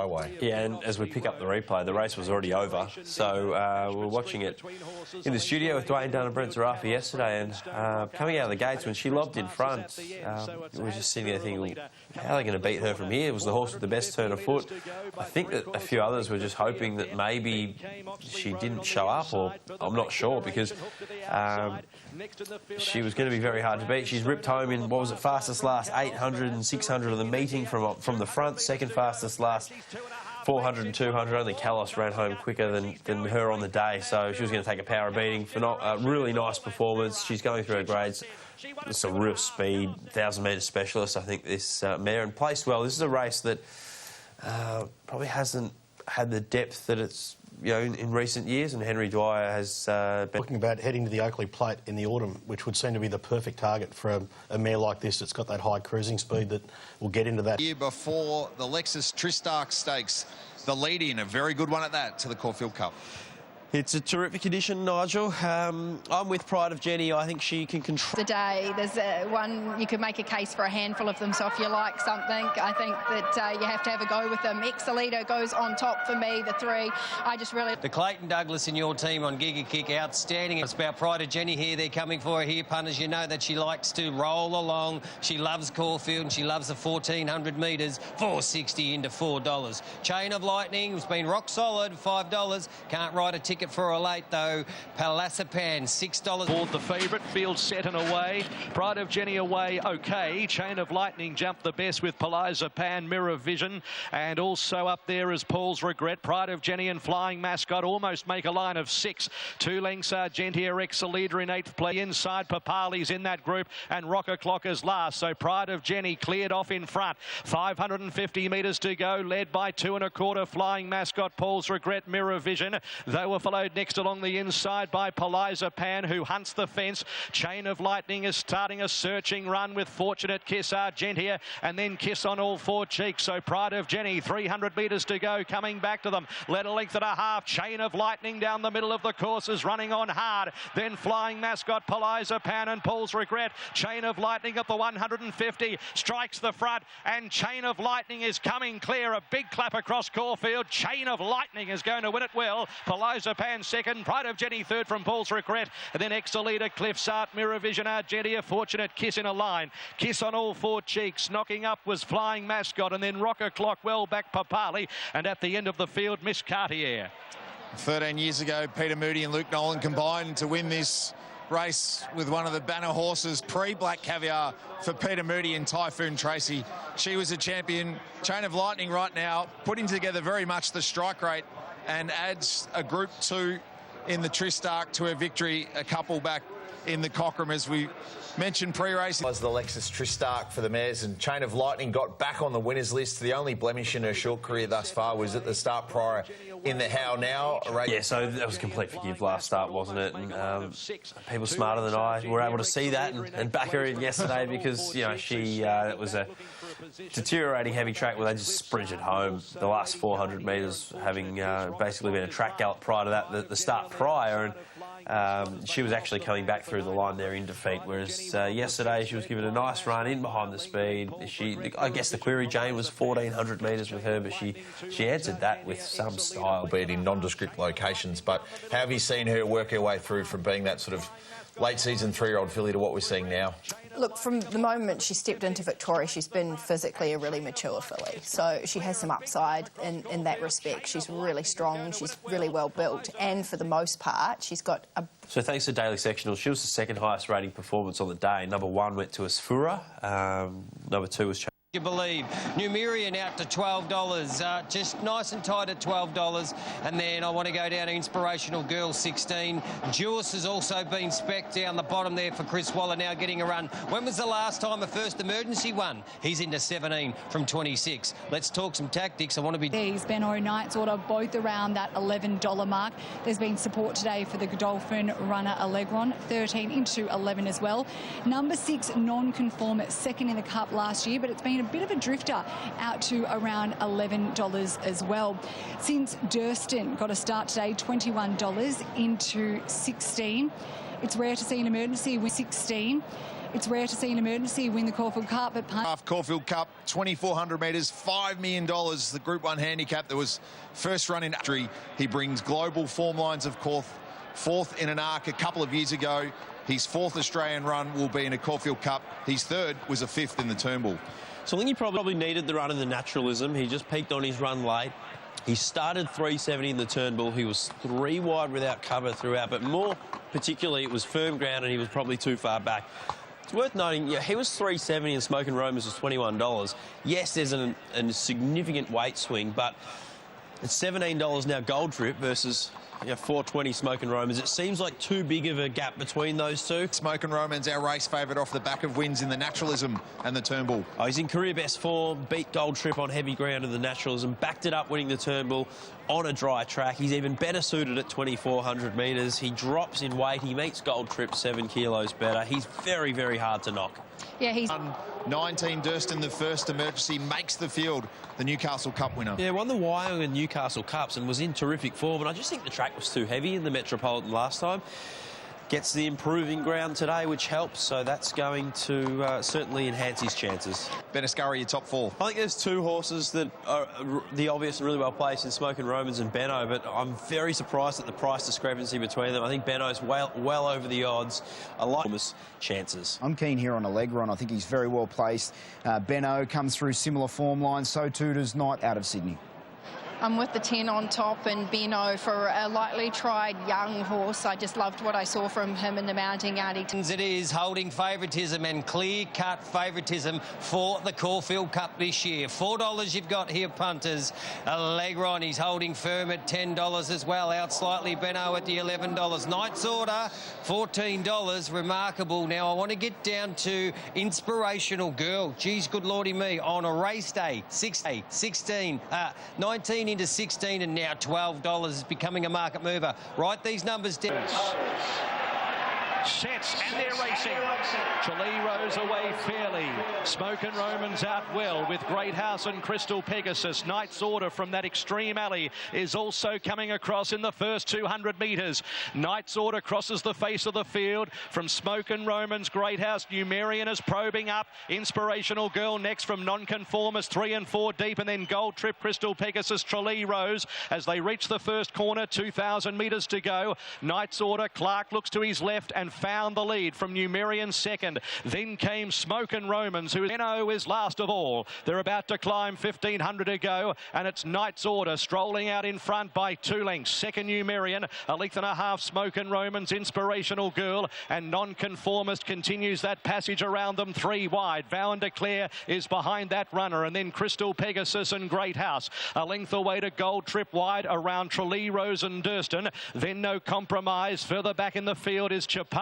It's 3 wide from Jewis and Sound. Not a lot of speed on here. Then Montefilia, Allegron and Benno is last. So Knight's Order is the front runner. Running off the back section with about 1,100 metres to go by a length, New Marion. Then came Nonconformist. Inspirational Girl fourth, the inside from Smoke and Romans getting a lovely run. Vow and Declare around the favourite. A length and a quarter, Crystal Pegasus and Great House. Then came Gold Trip, always wide as the runs start to come. No Compromises set alight. Behind those horses, Chapada and Montefilia from Tralee Rose, Durston, Sound and Dewis as well back in the field. Allegron's gone back to last. Here are the runs now at the 500 metres. Knight's Order, New Marion, Nonconformist made a line of three. Smoke and Romans needs a run. Inspirational Girl behind them. Then Vow and Declare, No Compromise. Further back, Great House and Crystal Pegasus. Knight's Order as they straighten at the 300 metres from New Marion, Nonconformist. Smoke and Romans darting back to the inside, and Gold Trip is now chiming in very strongly at the 200. Gold Trip up to New Marion, Knight's Order, and then came Durston getting out. Gold Trip, 100 metres to go just in front. Durston is coming at Gold Trip and got up. Durston has got up to win it for Mickey D from Gold Trip. Photo third, New Marion or Knight's Order. Vow and Declare behind them, and Montefilia wider. Behind those horses then Sound and Inspirational Girl, Tralee Rose, Nonconformist, Crystal Pegasus. Back in the field, Allegron in company with Jewis Chapada. Benno never sighted. No Compromise pulls up quickly, and at the end of the field is Great House. The Waller Army again for the second time in a couple of years. They win the Caulfield Cup, very elegant in 2020, and it's the first emergency Durston, who only got his place in the field with the scratching of Maximal, who's taken out the 2,400 metre feature, and Michael D has got himself a major. What an exhilarating thrill, and emulates Gurner's Lane 40 years ago in winning the Newcastle Cup, going unplaced in the Metropolitan, and then taking out the Caulfield Cup. A pulsating Caulfield Cup, action aplenty. It's Durston defeating Gold Trip. There's so much to analyse, but it's pure, unbridled joy for the Waller camp. Chris Waller in a grand final. He gets Durston to peak on the day. I think the improved Julius charged home Dwayne Dunn. But it was Durston with the lightweight today. Yeah, absolute peach of a ride. You've seen at about the 800 metre mark that Mickey D travelled up really well, and he was able to slice through the middle of the field and gain that sort of section of the track that we've talked about. Joe Taylor from the Waller stable in the trainer's room there, Breezy. And a lot of work goes into these horses, and a huge result for the team. Yeah, and being first emerged. The big screen here of watching it down in the trainer's room, what are the immediate emotions? Oh, it was absolutely unreal. Even Crystal Pegasus along the inside, I was trying to watch a few, see if anybody was making ground, and the winning line was coming, and it almost looked like he may just not get there, but, you know, Mickey D did a fantastic job to get him over the line. What is his favourite coming in terms of horses improving in the space of 12 months and from this carnival, because this is the first time we really saw him 12 months ago. Can you explain where the progression for this horse has come from? Oh, look, I think it was just giving the horses the time they deserve, especially when it gets to this level and over this sort of trip, you know, and again, we've got owners that are really so patient, and Chris as well, just really setting owners at ease, allowing them to give him the time that he needs to prepare these horses accordingly. And a major, but he didn't realise he had the ride until this morning, really. The scratchings come out and he gains a run in the field, so it's amazing. We've got significant rainfall around at the moment. The track was a heavy 10 on Thursday, and to end up a soft 6, I don't think any horses were disadvantaged. I think Durston probably relished the improving ground. You know, he's running them. There certainly wasn't a lot of pressure in the mid stages of the race. Having a look at the screen as the sectionals were being run, a couple of 13.5s came up, which, as much as Knight's Order was up on pace, I don't know if he was suited by those slow speed. And a couple had a better turn of foot than him, namely Durston, Benno out the back. Benno out the back. He was found to be lame out of the race, so I don't think we're going to be too harsh on him. So he was one of the post-race reports. Nonconformist hasn't had a lot of luck here. You'll see him caught 4 wide early. When the pace comes out of the race, Geordie Childs does the right thing and allows him to stride forward, but he just never really was able to relax in the race. Vow and Declare was huge. Yeah, no cover the whole way. He was wide early, ended up getting on the back of Nonconformist, but that slow tempo didn't allow him to to use his best asset. I thought he ran up perspective. Gold Trip was given a beautiful ride from Mark Zara, always smothered up in behind, looked the winner with his big weight. He's done a terrific job, but it was just a supreme ride from Michael D. You'll see him back there, worse in midfield on the fence, saving all the ground. And as they come to the turn, he's able to angle away, take all the runs that present themselves. He presented, after doing no work at all on the run and smothering his horse up, he was able to present to the right part of the track at the right time and time his run to perfection. And I think that was the key. Let's take in Michael D, charting a path to victory aboard Durston in yesterday's Caulfield Cup. Chapata and Montefilia from Tralee Rose, Durston, Sound and Dewis as well back in the field. Allegron's gone back to last. Here are the runs now at the 500 metres. Knight's Order, Numerian, Nonconformist made a line of 3. Smoke and Romans needs a run. Inspirational Girl behind them. Then Vow and Declare, No Compromise. Further back, Great House and Crystal Pegasus. Knight's Order as they straighten at the 300 metres from Numerian, Nonconformist. Smoke and Romans darting back to the inside, and Gold Trip is now chiming in very strongly at the 200. Gold Trip up to Numerian, Knight's Order, and then came Durston getting out. Gold Trip, 100 metres to go just in front. Durston is coming at Gold Trip and got up. Durston has got up to win it for Mickey D from Gold Trip. Photo third, Numerian or Knight's Order, Vow and Declare. Number 19 in the frame in a Caulfield Cup for the first time in almost 60 years, and Chris Waller grabs his second Caulfield Cup in 3 years. He's been good enough to give us some time on the wrap. He switched off in a muddling pace and got into a good rhythm and then exploded with 400 metres to go. So, yeah, it was fairy tale stuff. A few unlucky ones in the race, as everybody's touched on. I went to bed last night thinking we had the best horse going as the Melbourne Cup, but there's a few there that you could be interested in. And no doubt a few trainers and connections that'll be looking forward to getting to Flemington.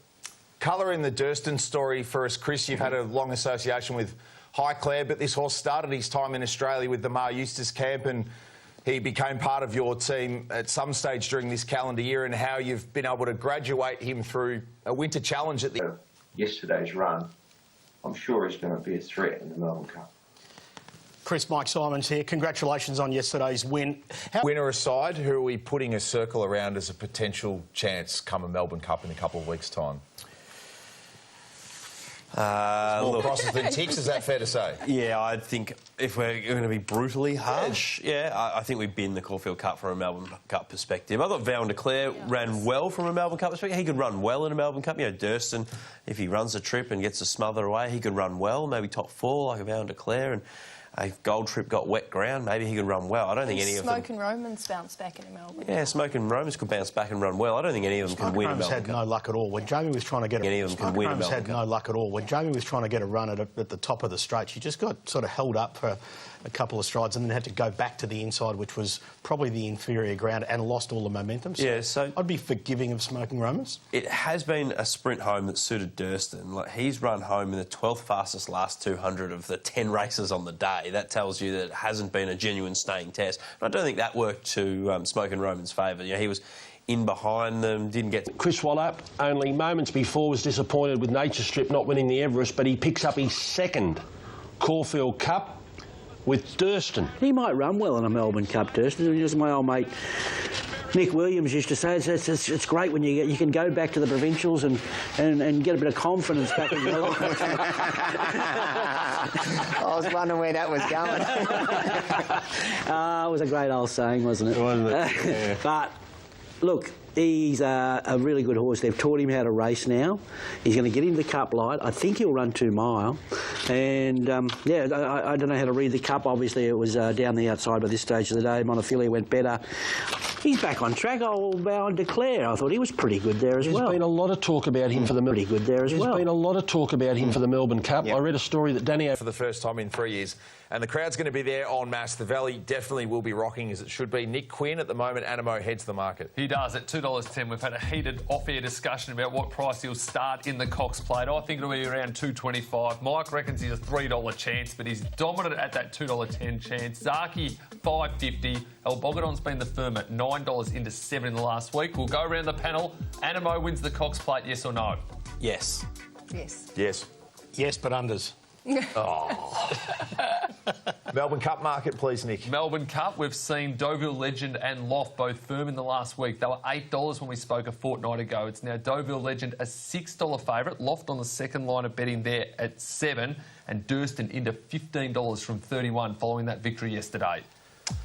So the Melbourne Cup market is the panel have pretty much got consensus that there's major concerns as to whether the Caulfield Cup can produce the 2022 Melbourne Cup winner. Yeah. Racing anywhere around the country, $500,000 Group 3 Geelong Cup, 2,400 metres, and we've got who wins? I'm with the Turnbull Stakes form. My main bet will be Luncy's, who's firming up now into 750. Surefire on top for me, the 7. I just liked his parade. He's been really well conditioned for this, absolutely glowing in the coat, incredible. Favourite here is Surefire at $4.60. Just as I speak, trimming up again into $4.50. Interpretation, a $5.50. Second elect out to $6.50. Luncy's has been the firmer throughout the course of the day. $12 into $8.50 initially. And away they go. Midnight Blue away fairly. Shabao broke really quickly with over on the far side Grove Ferry Interpretation. Then dug up Midnight Blue, improved to 4th. Herman Hess on the fence, team captain Shaw. Then came as they settled the speed, 1.5 lengths, Grove Ferry and Shabao. Next in the field, Interpretation. Around those horses, 3 wide is Luncy's. Then came Herman Hess, the fence, 1 length, T Waters, Surefire, team captain Media Award. Rodrigo Diaz has picked up a couple. Then Aurora's Symphony off the back section from Macram Emissary, and last of all is Attorney. So the field packed, 700 metres to go. Midnight Blues had some cheap splits down the back from Le Dragon T and Shabao, 3 wide. Grove Ferry next the inside. Then came Luncy's, who's always been deep at 2 off the front from T Waters. Interpretation behind a wall of horses, and then Surefire. Rodrigo Diaz is the widest, and then Herman Hess as they quicken around the corner. Midnight Blue at the 400 metres, led by 1.5 lengths to Grove Ferry. Shabao, then Surefire to the outside. Emissary running on Luncy's, and Interpretation back to the inside at the 200 metres. A few hopes. Midnight Blue, Grove Ferry, Surefire. Emissary the outside. Emissary takes Surefire, 50 to go. Emissary from Surefire. Emissary won at 3/4 Surefire. A photo 3rd. Rodrigo Diaz or Macram, followed by Grove Ferry and Luncy's. Next, Aurora's Symphony, Midnight Blue and Interpretation. Then came Shabao, team captain Le Dragon T. Hermy. Emissary, who came in, pitched at 30 in the Melbourne Cup. Emissary is the winner of the Geelong Cup at 7:28.5 is the time. 2:28.5, 8:75 and 6. 5th goes to number 8. Indefinite delay still here at Moonee Valley. Jamie Carr comes and joins me, and Jamie, we look around, any lightning, we go bang, another half an hour. I keep restarting the stopwatch. I think there was 3 just before when we were speaking. My career. Hey, let's talk about your runners in the Manikato. The little rain around, is that enough for Bella Nipotina? I think so, yeah. I think it's probably fine. Number 8, but we're going to get through the Manikato next, try and get that run. Fingers crossed for no lightning. Yeah, absolutely. Take a look at what is happening in the betting, because there has been a lot of change given the fact that we've had so much rain in the past half an hour or so. So Paul Laley is now out. Don't want to preempt anything, but it's looking more and more unlikely that we're going to have this race run tonight. I think so. I mean, just listening to what Michael, the paramount precaution, and that genuinely shook the grandstand. It did, yeah. And it actually, one runner, Shakiro nearly slipped and got a big... He had the biggest bolt of lightning and the biggest clap of thunder I think I've ever experienced. A disaster was averted, and they didn't get out there, because if that had happened when in the middle of a race or something, God knows what would have happened. You'd hate to think... Unfortunately, this meeting has been called off. We're just waiting to get an interview with Rob Montgomery. He said... we've had to abandon the race meeting at 9:45. Now we're just going to try and do some work around whether we can run the Manikato tomorrow. So perhaps maybe after race 11 tomorrow. So we're just doing some work around. Execute today. Best of luck. Thank you. Race number 7 at Royal Randwick today is the Tab Callender Presnell, named after Ken Callender and Max Presnell. Ken couldn't be here today, but Max certainly is. It's a mile, a Group 2, and it's worth $1 million. And this mounting yard is brought... The traders want to take him on. They said this morning we're happy to push him past the black figures, and they've true to their word at $2. And they're racing. And a good level line out. Basquiat jumped well. So did Burgunder. Communist is right there. And Token Capitalist being sent forward from Field Commander Monastery. A lot more lava. Now the favourite Golden Mile drifts back to third last on the in advance of Brosnan. A length and a half then to Basquiat. Communist has given every hope there at the 800 metres. Followed by Field Commander, who's in the white cap on the outside of Monastery. Then came the favourite Golden Mile, is up on the outside of the filly. A lot more lava. Flag of Honour and Brosnan are the last two. 600 metres to run here. It's Burgunder, a half length in front to Token Capitalist. Then came Basquiat. Now Communist pulls out 3 wide. Golden Mile gets onto his back as they come around the turn. So it's Burgunder flat out now and making the move Communist, and Communist races to the lead. Golden Mile's giving chase. Communist a length in front, but Golden Mile is honing in quickly. They're clear then from Basquiat and a lot more love. Communist the inside, the outside Golden Mile, and Golden Mile puts the head in front now. It's a dour battle here. Golden Mile from Communist, who won't give in without a fight. Golden Mile just in front, and Golden Mile goes on to win the Calendar Presnell. Wanted a neck on the line to Communist. A lot more love, ran into a clear third at the end. Well clear from Token Capitalist, then Basquiat. Further back to Monastery from Brosnan. Comfortable, but it was decisive enough. And I know that James Cummings is looking at the Doncaster now as a program for this horse. A $1 million race. Golden Mile came back from Victoria, having won the Caulfield Guineas, and wins this Group 2 feature. Gee, it'll always look cosy in the run. Look at him, he just cruises, and he's got a bit of class about him. And I think maybe the class has got him home at his past 2. Like James is talking about him as maybe being a Doncaster mile horse in the autumn, and yeah, he could well be. He looks more of a Golden Eagle type to me, but that won't sit well on the Stallions roster, but the money will. But he is a lovely horse, and although at the top of the straight you would have thought he's going to put 5 on them, the way he cruised up. And that second horse is flying, Communist. I thought nearly the run of the race. I've always thought she'll be a very good staying filly. I think even 2,000 is good, beyond 2,000 better. How do you ride her? I'll just leave it up to Rachel, I think. Been a Group 1 with her? Yeah, it would be. Thank you.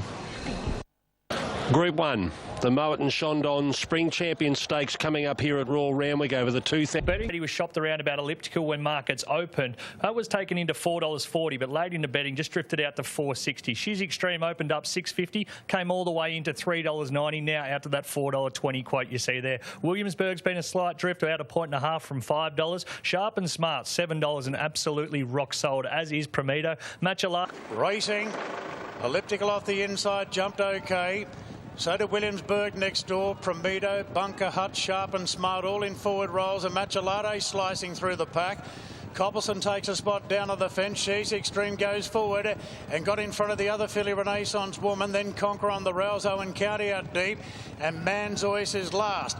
So they're pretty bunched up front, and Bunker Hut's going to press on. Matchalate into a clear 4th.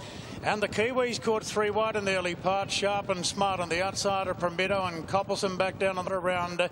Conquer on the rail. She's Extreme. The favourites back to third last now. In front of Renaissance Woman and Manzois. But Bunker Hut has the lead all on his own at the 850 metres. 2 lengths clear from Williamsburg. Then came Elliptical. Ahead back the outside Matchalate. Sharp and Smart caught 3 wide. Then came Coppelson from Prometo between them. No change to the action. Further back to Owen County from She's Extreme is starting to pick up, getting onto Prometo's back. Conqueror's not going well. Then Renaissance Woman and Manzois coming to the turn. Bunker Hut in front. Williamsburg went up to join it. Now Elliptical pulls out, and Matchalate pulls out, and it's game on the Spring Champion Stakes. Bunker Hut's gone. Elliptical in the middle, moved up with Matchalate. Williamsburg dropped off a length. Sharp and Smart angling into the clear. Renaissance Woman right down the outside, and She's Extreme still has chasing to do. It's Elliptical, and Matchalate slogging it out in the Spring Champion. Sharp and Smart's coming late. It's Elliptical in front from Matchalate. Sharp and Smart. Elliptical just in front. Sharp and Smart goes to it. The outside lunges, and I think got up to win. I think Sharp and Smart may have got there, a nose over Elliptical.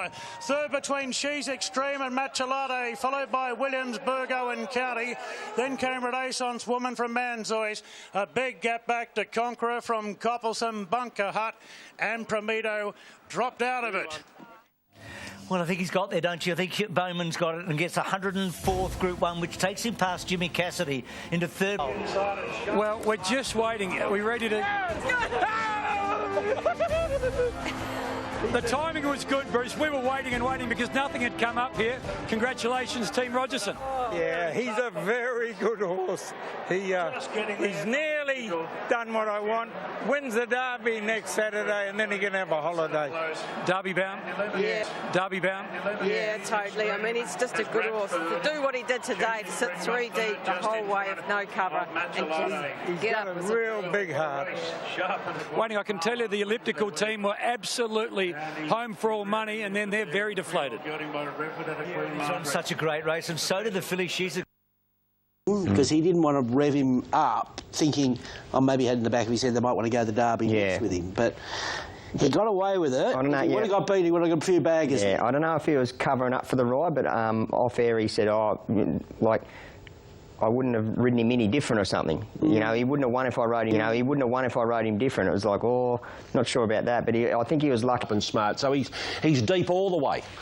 He is, but he's in a beautiful rhythm. There's just so many stories here that you could just go down the page. You know, he had a beautiful run, the Victorian Olympic, but was he left stranded there far too soon? I don't know. Macalade, he was put into a good spot, and then. He's run boldly again, and then, you know, you could go down the page here. I think She's Extreme. There's a talking point with her. Every speed map in Australia had her leading, but that can be a tricky start. That 2,000 metres. It can be a horrible start, Ronnie. Sort of make mention of the winning horse. I think he's something special. Well, we'll get to find out because I think McDonald takes over in the Derby now, and he was terrific. I think. Renaissance Woman, she got that interference early. I don't think she should lose any admirers as far as going towards the Oaks. And I look, man, Zeus wasn't a bad, but it's just hard to take anything away from that winner because he did it the hard way. Roger. OK, I think this is a race that's going to grow over the years. This is only the second running of the Invitation, won last year by Ice Bath. Corey Brown, who wins the $2 million feature this year? I think number 10, Espiona. I just loved the parade today. Not that she gets too worked up in the parade, but today. Yeah, I'm with her as well. I think she can be ridden closer and not give such a big start. I'm 10, 1, 3 and 2. I think Forbidden Love's the danger. I think she tags up behind Expat here, gives herself every opportunity. And then the two very good mares, 3 Ice Bath and 2 Nimalee, who are never, ever far away. 10, 1, 3 and 2. Glenn? I'll tell you what, it's a static market up the top here. 5 a pair, Espiona and Ice Bath. And that is... Go, they're off and racing. Ice Bath blown the start by 2 lengths and having her ears ridden off in the early part. Electric Girl and Expat jump well, and Expat's looking for the lead here. From moving up on the outside, Nimalee, Electric Girl, Handy and Forbidden Love. A gap of 4 lengths to Never Talk. And Ice Bath, last year's winners, a clear last. So Expat in front from Nimalee, got to second pretty cosily, and Forbidden Love leaders back third from Electric Girl. Swats that 3 wide, Barb Raiders 4 wide. Then came She's a Belter, Bell Plaisir, Promise of Success moves into the wider line with cover.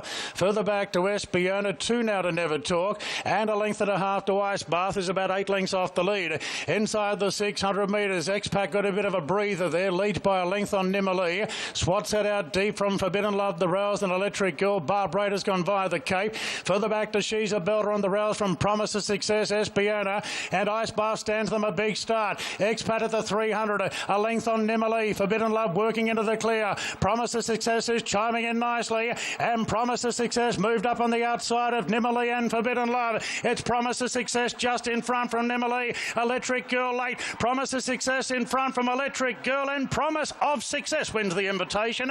A neck on the line, Electric Girl. Photo third, Bell Plaisir and Nimalee. Then came Never Talk. Further back to Espiona, She's a Belter, Expat, Forbidden Love got a chance from Swats that. Ice Bath never a factor after missing the kick a length and a half. And Barb Raider. Johnny's face.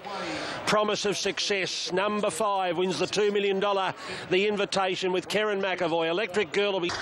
Well, we all know she's a good mare when right. This is a very strange race. And when they dropped anchor here, they just all run up each other's backside. I thought they were all going to clip heels there for a while, Corey. It looked a bit ugly. Yeah, Espiona got right up on their backs. Even McAvoy on the winner. It just looked really, really awkward for probably about a furlong. It was quite a messy race. It was quite a messy race. Tough win. Kieran McAvoy's in great form. Bill Plaisir was good, and yuck, Espiona. Yeah, she's... You've had enough, haven't you, champ? You've had enough, champ. I put the pen through it yesterday. Yeah, she had a good enough run. She was out the back again, and I think the improvers, she's a belter. She'll improve off that. That was only her first run back, and she's a dry tracker, but it's a hard... Of the Cox Plate Day card, it's the Schweppes Crystal Mile Group 2 weight for age. $300,000 over the Valley Mile last year. It was... Came out. Then I thought my Oberon was the horse to beat with a different form. Then the track was downgraded to a heavy, which worries me for him. And I'm left with Visionari. He's proven He's just progressed beautifully this campaign. He came back to the races a little bit backward in the coat, carrying a little bit of... Open race here, Jane. 450 the field, and your favourite, Gentleman Roy. He's the popular way, and he leads the turnover quite easily over second elect in a Military Expert. Military Expert quite soft in the market. And they're off. Gentleman Roy jumped away okay, got a little squeeze shortly after the start. Military Expert broke well with Call Sign Mav, Buffalo River and Gentleman Roy from the deep. So that expected speed is on, and then Visionari back behind those My Oberon. Second last in Earns and Buffalo River. Got a bit keen and put on 3 lengths here, Gentleman Roy, as they reach the 850, and the speed's good now. A length and a half, Military Expert and Call Sign Mav. 2 further back is Visionari, Holbein, My Oberon, last Banker's Choice. So Buffalo River, every poster winner to the school side. 600 metres to go. 3 lengths, Gentleman Roy, who's chasing the pace. A length and a half, Military Expert. Call Sign Mav is ridden along, and then came My Oberon, improving about 6 off the lead from Visionari, niggled at. Then Banker's Choice and Holbein struggling. So Buffalo River, 400 metres to go. Comes back to them, leads a length and a quarter, Gentleman Roy. My Oberon is sweeping home. Then Military Expert, and behind those Banker's Choice. Buffalo River on the point of the corner, grabbed by My Oberon, who goes for home. My Oberon, 2 lengths, Buffalo River, Banker's Choice, Visionari. My Oberon, 100 metres to go, is coming clear for Johnny Allen, who's going to win the race 2 years in succession. It's My Oberon winning by about a length and a half. Second goes to Banker's Choice from Buffalo River, Visionari, Call Sign Mav, Gentleman Roy, Military Expert, and last was Holbein.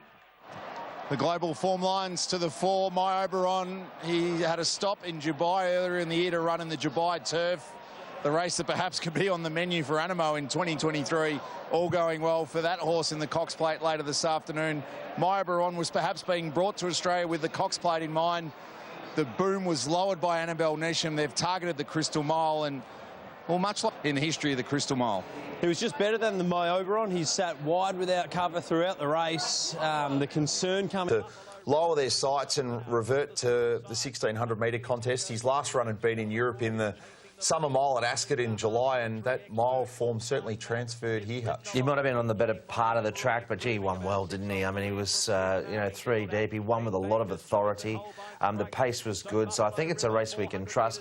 A couple of forgives, just I think in the condition. I think Military Expert and Gentleman Roy probably the kind of horses that need their own way, and they're sort of lining up against each other a little bit.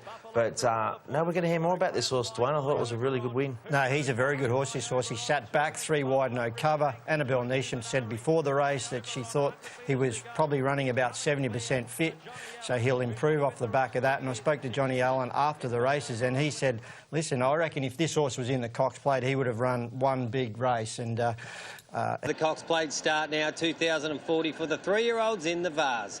Barclay Square's the popular way, and he should be too. The way he was able to scream home after missing the kick in the Caulfield Guineas, been beaten 0.6 of a length. He's popular at $2.30. And, well, Pericles, this horse that's come over from Sydney, second up running a 500k race. We're getting ever closer to the Cox Plate. I think Berkeley Square has the locals covered.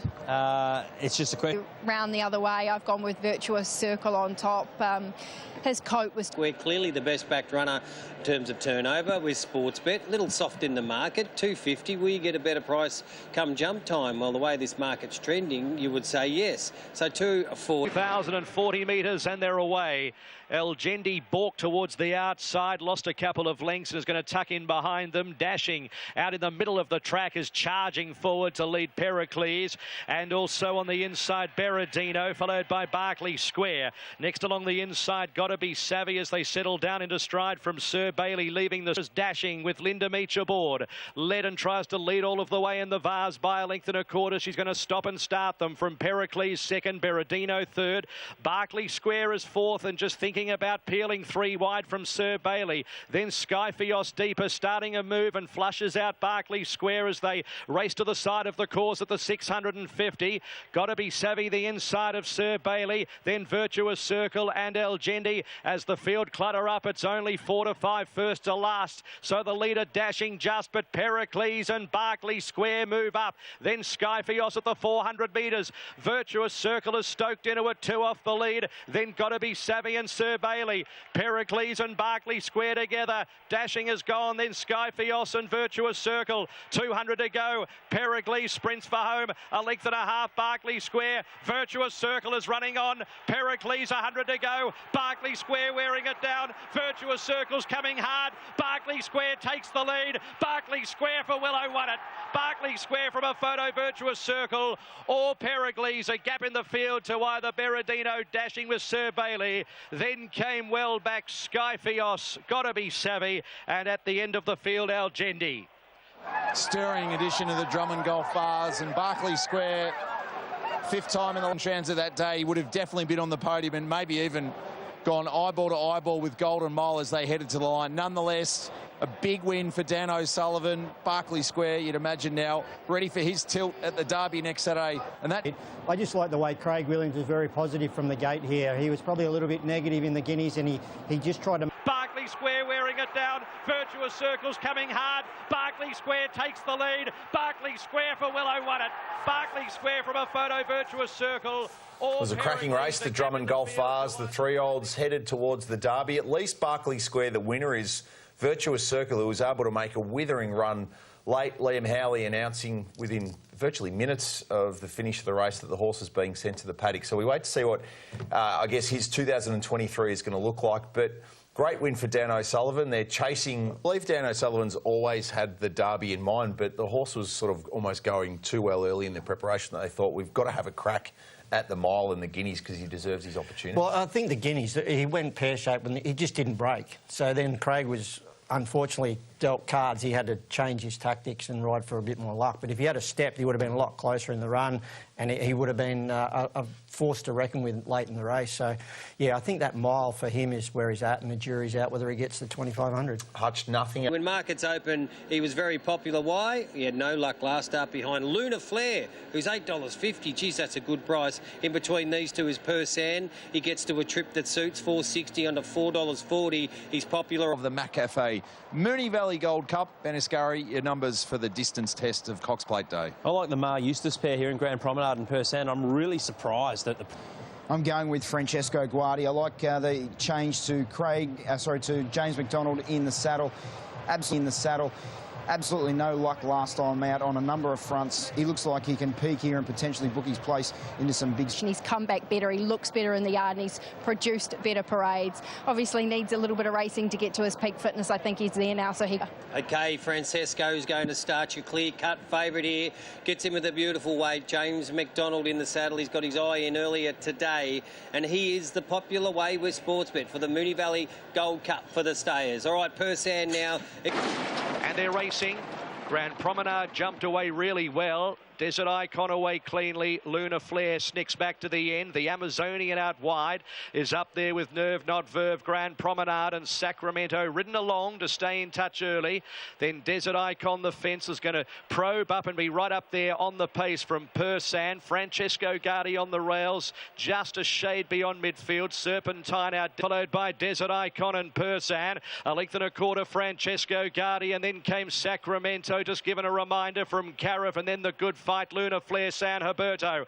Off the back in the Gold Cup at the 800 metres, it's the Amazonian being tested here by Serpentine off the back, and they quicken up a little here. A length and a half to Grand Promenade, who immediately peels out 3 deep. Nerve Not Verve behind them, trapped now. Then Persan and Francesco Guardi is trucking up. The runs are coming from Desert Icon, and they get away from Luna Flare and Cariff. So the Amazonian at the 450 with Francesco Guardi, who takes the lead, sprints up and takes the lead a length and a half. Persan, the Amazonian, Grand Promenade. Then came Luna Flare, who stays on from Nerve Not Verve. But it's Francesco Guardi. The favourite blazes away. 4 lengths in front of Persan. Luna Flare running on. Francesco Guardi halfway up the straight, led by 3 lengths to Luna Flare, who's finishing well. But it's all Francesco Guardi to win the Gold Cup easily. 2.5 Luna Flare, Persan. A gap Grand Promenade, San Huberto, the Amazonian. Desert Icon, Nerve Not Verve, Serpentine, Cariff.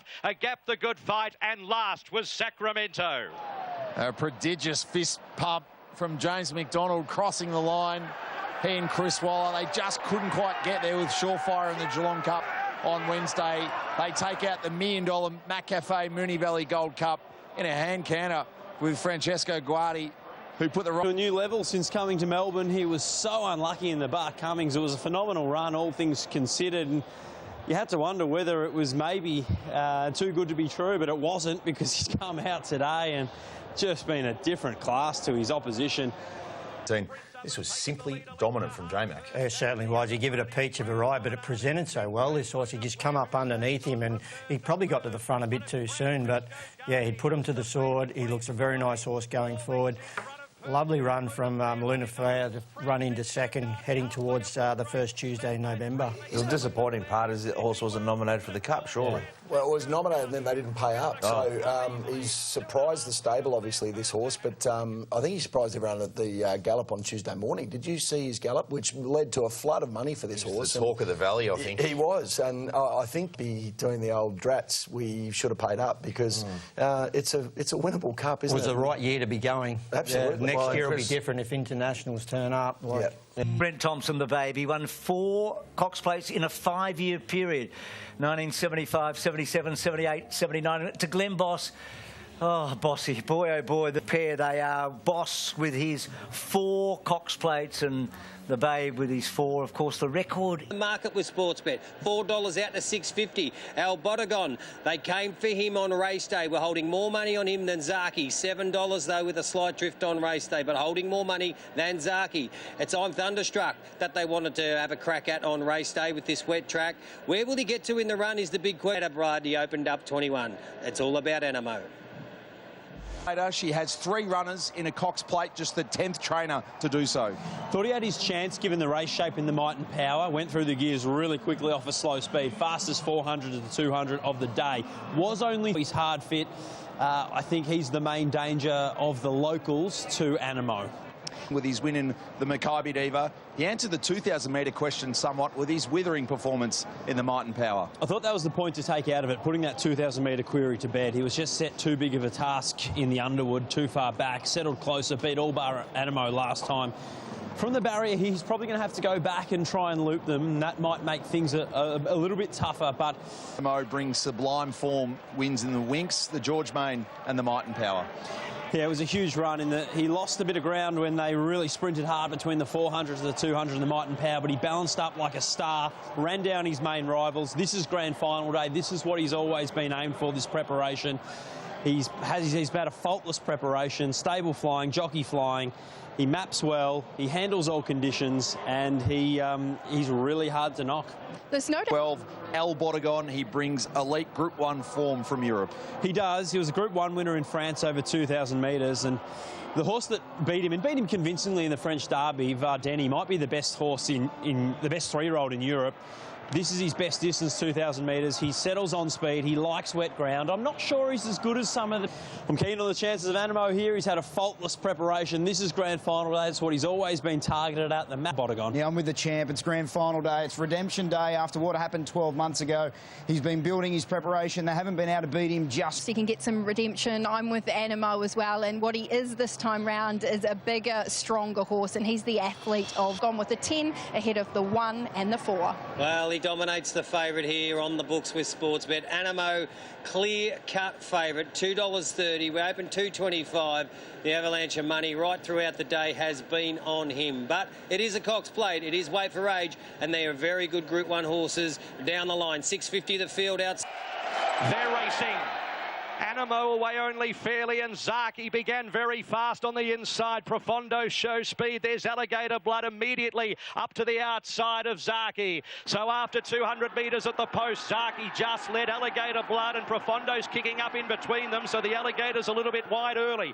2 further back in the field, 1 off the fence. Animo gets across, and then came Young Verta, Laws of Indices, Maximal. El Bodegon in the back half, followed by Gold Trip. Then Mo'unga, I'm Thunderstruck, and Mr. Brightside last. 1,500 to go, and the leader is Zaki. Tries to relax the tempo by a length and a quarter. Alligator Blood. Profondo third the inside, followed by Animo getting a lovely run fourth. Then Young Verta, a length and a half. Laws of Indices. Further back is Maximal, and then El Bodegon, Gold Trip, Mo'unga. Second last is I'm Thunderstruck, and Mr. Brightside last in the Cox Plate.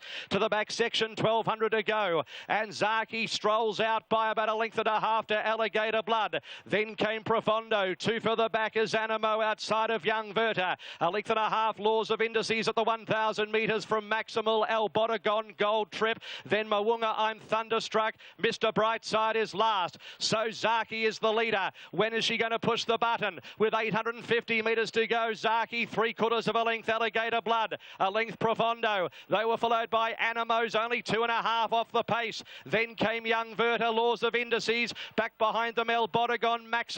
Then came Gold Trip, Mo'unga, I'm Thunderstruck, Mr. Brightside. Zaki getting going and left the fence. Profondo's getting up on its inside. Alligator Blood 3/4 of a length away. Then came Animo, who's still 2 lengths off the pace, but coming into it, followed by Maximal. Zaki, Alligator Blood, 300 metres to go. Then Animo, who's joining in. Back behind them, Young Verta. Around the turn, Zaki, joined by Animo, who looks destiny in the face. At the 150, Animo takes the lead from Zaki. Alligator Blood, I'm Thunderstruck, but it's Animo clear. I'm Thunderstruck late. Animo holding on. Animo this time for the big A.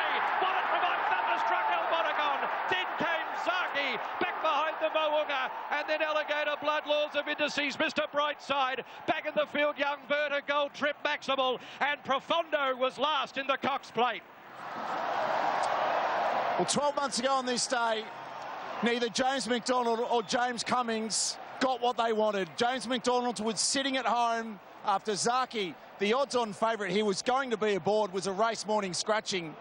James Cummings had Animo lose the race across the line and then again in the steward's room.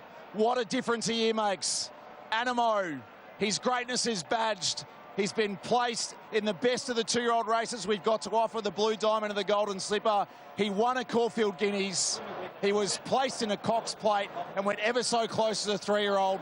He's marched back 12 months later and made it his.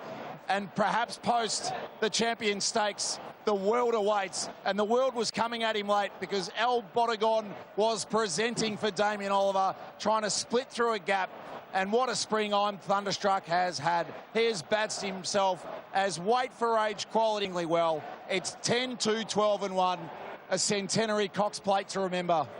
It sure was. He's a superstar, this horse. He's a champion, and James McDonald could not have had the race scripted any better. He just found the right spot. He was able to get to the ground he was looking for. As you said, I'm... of what's going through your mind right now.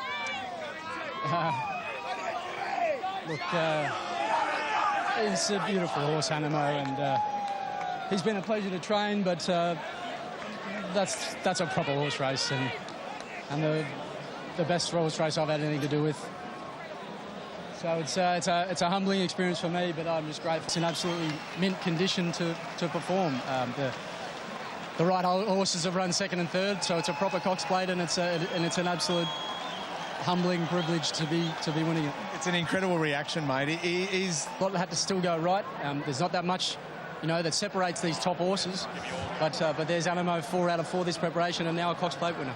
Brilliant stuff, mate. We're so happy. At yesterday's $5 million Ladbrokes Cox Plate. Hutch, it's a rarity of sorts in the last 40 or so years that this race has been run on a heavy track, and the race time indicates that, not quite to the level of what Fury's Order did when running about 2:20 in the mid-90s. Good tempo, and anyone who says barriers don't mean anything in this game, in particular in this race, I think this is a perfect example to say otherwise. And a couple of runners obviously went settled further back. El Bodegon, I should say, was a little slow to muster and settled well back. I'm thunderstruck what a run from him. We'll talk about that more later. But it ranked number 1 with a bonus from the daily sectionals, and this is the part of the race where Jamie really switched them off.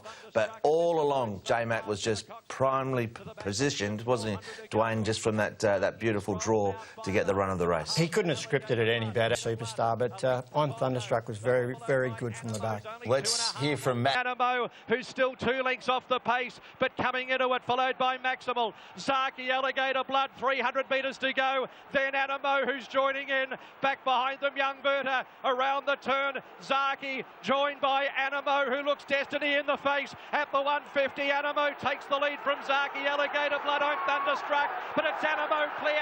I'm thunderstruck late. Animo holding on. Animo, this time for the big A. What it from I'm thunderstruck, El Bodegon. Befitting of the centenary Cox Plate, it certainly was. Animo triumphant, his 7th Group 1 victory. James McDonald, as we know, has been such a big part of the story. He's spending more time on racing. Seems to be the furnished product now. Yeah, absolutely, Dwayne. He was on song, wasn't he? He was very relaxed in the parade. This horse, he just gets much better as the preparations get deeper, and he's been the benchmark all the way through with 4 Group 1s this preparation. Yeah, there's plenty to love. I don't think we've seen the best of Animo yet. I know that sounds silly to say because he's won 4 Group 1s this prep, but he does what he has to do to get the job done, to be fair. But in saying that, I'm thunderstruck. El Bodegon, they're no slouches. They're very good horses. Zarki's, to run past those horses, they're top-class gallopers, and Animo is a top-class galloper, so he's definitely at his top. But the thing you got... Race, Dwayne, as Hutch alluded to as well, the difference between Animo jumping from 4 and I'm thunderstruck jumping from 10, the sum total of that in the end is quite significant. Oh, it certainly is. I thought Mwanga with Natural Willa would have been more aggressive. He began really well. He half came back in front of him. I'm thunderstruck here. What we'll see in the next 50 to 100 metres, Mark Zara goes down underneath Natural Willa. Then Natural Willa says, I'm not getting posted 3 deep for the trip, and makes the decision for Mark Zara to get pushed down to rail. And I think that's detrimental to I'm thunderstruck later in the race, because he would have been a pair further forward on the back of Damien Oliver in a much better striking position than what he was. And he had Gold Trip in front of him with Jamie Spencer, and to be fair, I think Jamie Spencer was lost out there. He was zigging and zagging. He didn't know which way he was going, and it made it even more difficult for Mark Zara following him through. So, taking into account, Dwayne, what you said, and you think that while was spoken about the win, and we love to do that always, gee, there's been some unbelievable runs and defeat in this race. I mean, as we've said, you changed the barriers, Nigel. Thunderstruck's a couple of pairs closer. They're walking away from yesterday thinking, we'll take him on again, we'll run against him, and we're going to have a very good chance. I know Animo does enough. I know he was a bit closer in the run. But it was a huge run in defeat, and now the last 2 times they've clashed, Mytho, there's not been much between them. No, and I mean, we haven't even mentioned Mwanga, who looked gone coming to the corner, but that's why he should have been more aggressive, really. He needed to be punched into the race. Give him a chance. This horse. Build, and perhaps they got out of sight, didn't they? But his last 50 was fantastic as well. And El Bodegon, I mean, Ollie sort of didn't steps brilliantly. Then he made the decision to come back and slide in. Should he have got out and got rolling a bit earlier with a horse that generally does race on speed and probably doesn't have the change-up speed of a couple of the others, and he can keep fighting? So that's the European horses. They just don't break as clean as what we do and rush that first 100, 200 metres. So they're very vulnerable when they come to Australia, and they get themselves in the wrong part of the race. As you touched on earlier, is Animo. He just... It's going to be an amazing race because the even the El Botte guy, and I'm thunderstruck back at Flemington. I mean, Gold Trip diving up the Gold inside. Trip. There's about 8 horses in that race that you want to back next start. The problem is they're all going to race against each other. Exactly. So what about Zaki? You know, we could have something just as good there on the final day at Flemington. So Hutching behind. It was. Everyone was talking about Adamo yesterday winning the Cox Plate. Well, why wouldn't you? Why wouldn't you? Yeah, he is a superb horse, and what. His record is amazing as it stands, and it could be so much better. When you look back, when he drew those wide barriers in the Golden Slipper, he was nudged out. He drew the wide barrier in the Blue Diamond, he got nudged out. He had no luck in the Golden Rose, nudged out, and he should have got the protest in the Cox Plate last year. So, he could have a champion record. Well, he could have 11 Group 1s. He's got 7, but 4 seconds and a third. And El Botte. Yeah, well, he was never going to lose, was he? Once he landed in that box seat, and McDonald just got him interested there early, and he got to the leaders, and you know he's a fighter, and they're not going to get past him from here. He was terrific. He was set up beautifully for that race. I'm thunderstruck. He sits off them and runs home very, very strongly. And the other horse, I thought he ran through the pain barrier, that import there. He was in a bit of trouble mid-race when they sprinted, El Botte. He kept running through that pain. The horse that had no luck here is Gold Trip on the inside. He had no luck at all in this race. But I'm not going to sit here and make excuses. The winner is just, he's a superstar. We sat here in this race when she was narrowly beaten by Yonka. It is a stronger edition, and that inside draw isn't the advantage it might have been last night on a rock-hard track. But regardless, I think she's the main danger to the favourite. Ben, your numbers for the Manikato Stakes? I'm with Palele. I think he's the horse to beat here. I like the effort first up at a distance unsuitable. I like the win second up when things weren't a go. I've lent the way of Bella Nipotina, but that's not to say that I don't have a lot of respect for Palele. He's going to be extremely hard to beat. Nipotina on top. I think she produced an outstanding parade here. It's the best I've ever seen her on race day. She goes on top. We've got a $3 clear-cut favourite. They're coming for Palele to win the Manikato Race 11. Bella Nipotina is rock solid with Sportsbet, but a clear-cut push of support for Paul Lally, the favourite in the last race. OK, Bella Nipotina next best. Roar again for another Group 1. Set. Racing at the 1,200 metres. The astrologist a touch slow. Streets of Avalon back with him. Savatu Excel began quickly with Rothfire. Best of Bordeaux is driving up in between horses. Followed by 11-11 Paul Lally and the astrologist from Streets of Avalon. Bella Nipotina well back on the fence. Then Behemoth and Last September Run.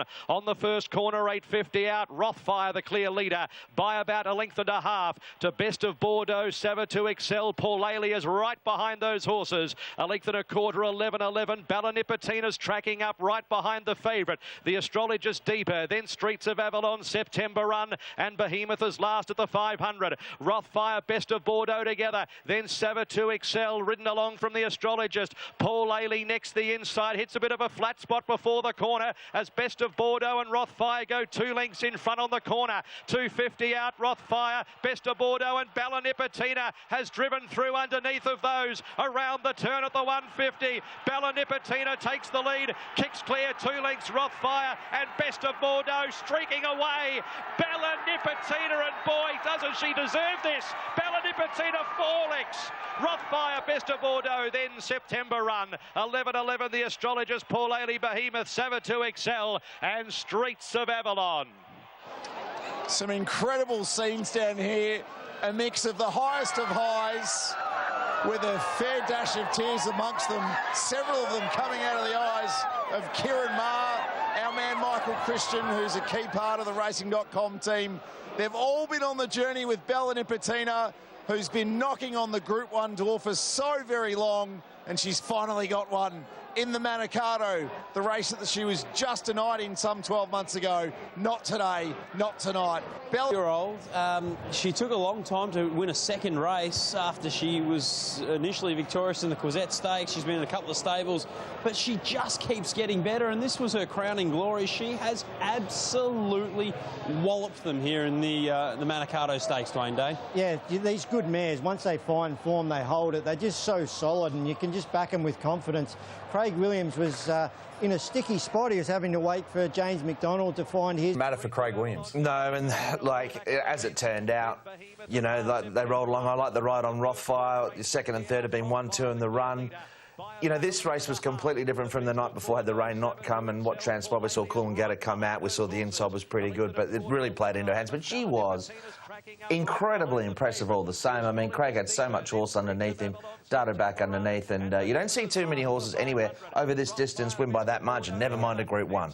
Yeah, no, it was a super effort. Craig was a little bit sticky away. He was on the back of James McDonald and Palali. I think he was afforded a good opportunity that Rothfire sort of raced in that 3 wide lane, so they weren't pushed right hard up on rail in the worst part, and then bang, look at the turn of acceleration here, and she daylight second. And the smile from Craig Williams, I reckon he needs to do a sponsorship deal on those chompers that he put out over the line. He really put it out there. He spent a lot of money on them. He got his rewards, but she put them to the sword yesterday. A 69th Group 1 for Craig Williams, a 29th for the Ma Eustace combination, and the man who's behind... Look, I was. She's been so close so often, and to finally achieve what she did yesterday was just incredible. And to win it, as Dwayne said, the way she did, I mean, that was never in our plan. The last thing Craig said was, I want to jump really well, I'll be on speed, and I'll work off 3 and 4 off the fence, the inside's off. And, of course, she's 3-4 back the fence on the inside. So at the 600, I thought, oh, we're in trouble here. But, oh, my God, she was incredible. And, yeah, we're still in shock. Take us back to the very beginning, because the man sitting... And they flew along in this race, and she still run the 14th best final 200. She's put up a great margin.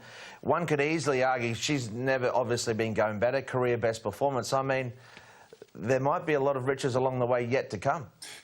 Manicato was being run. Like, it could have easily been abandoned, never to be run again. You missed that opportunity. So I think everyone needs a pat on the back who made the decisions to flip this race to be run after the last yesterday. We wanted to see it, the best horses, and we got to. And, yeah, it's very fortunate for everyone involved that we actually got this race done and dusted, and someone was able to walk away with a Group 1. Well, and it has fortunes and the like, so it's not like there's only 12 Group 1 calibre sprinters in the country. So as much as, yes, the Manicato is always going to be second fiddle to the absolute top shelf, and you won't get the nature strips running while the Everest is in existence and they're sharing the same part of the calendar, there's still that opportunity for probably horses, I don't know, 5 to 20 or 10 to 25 who are still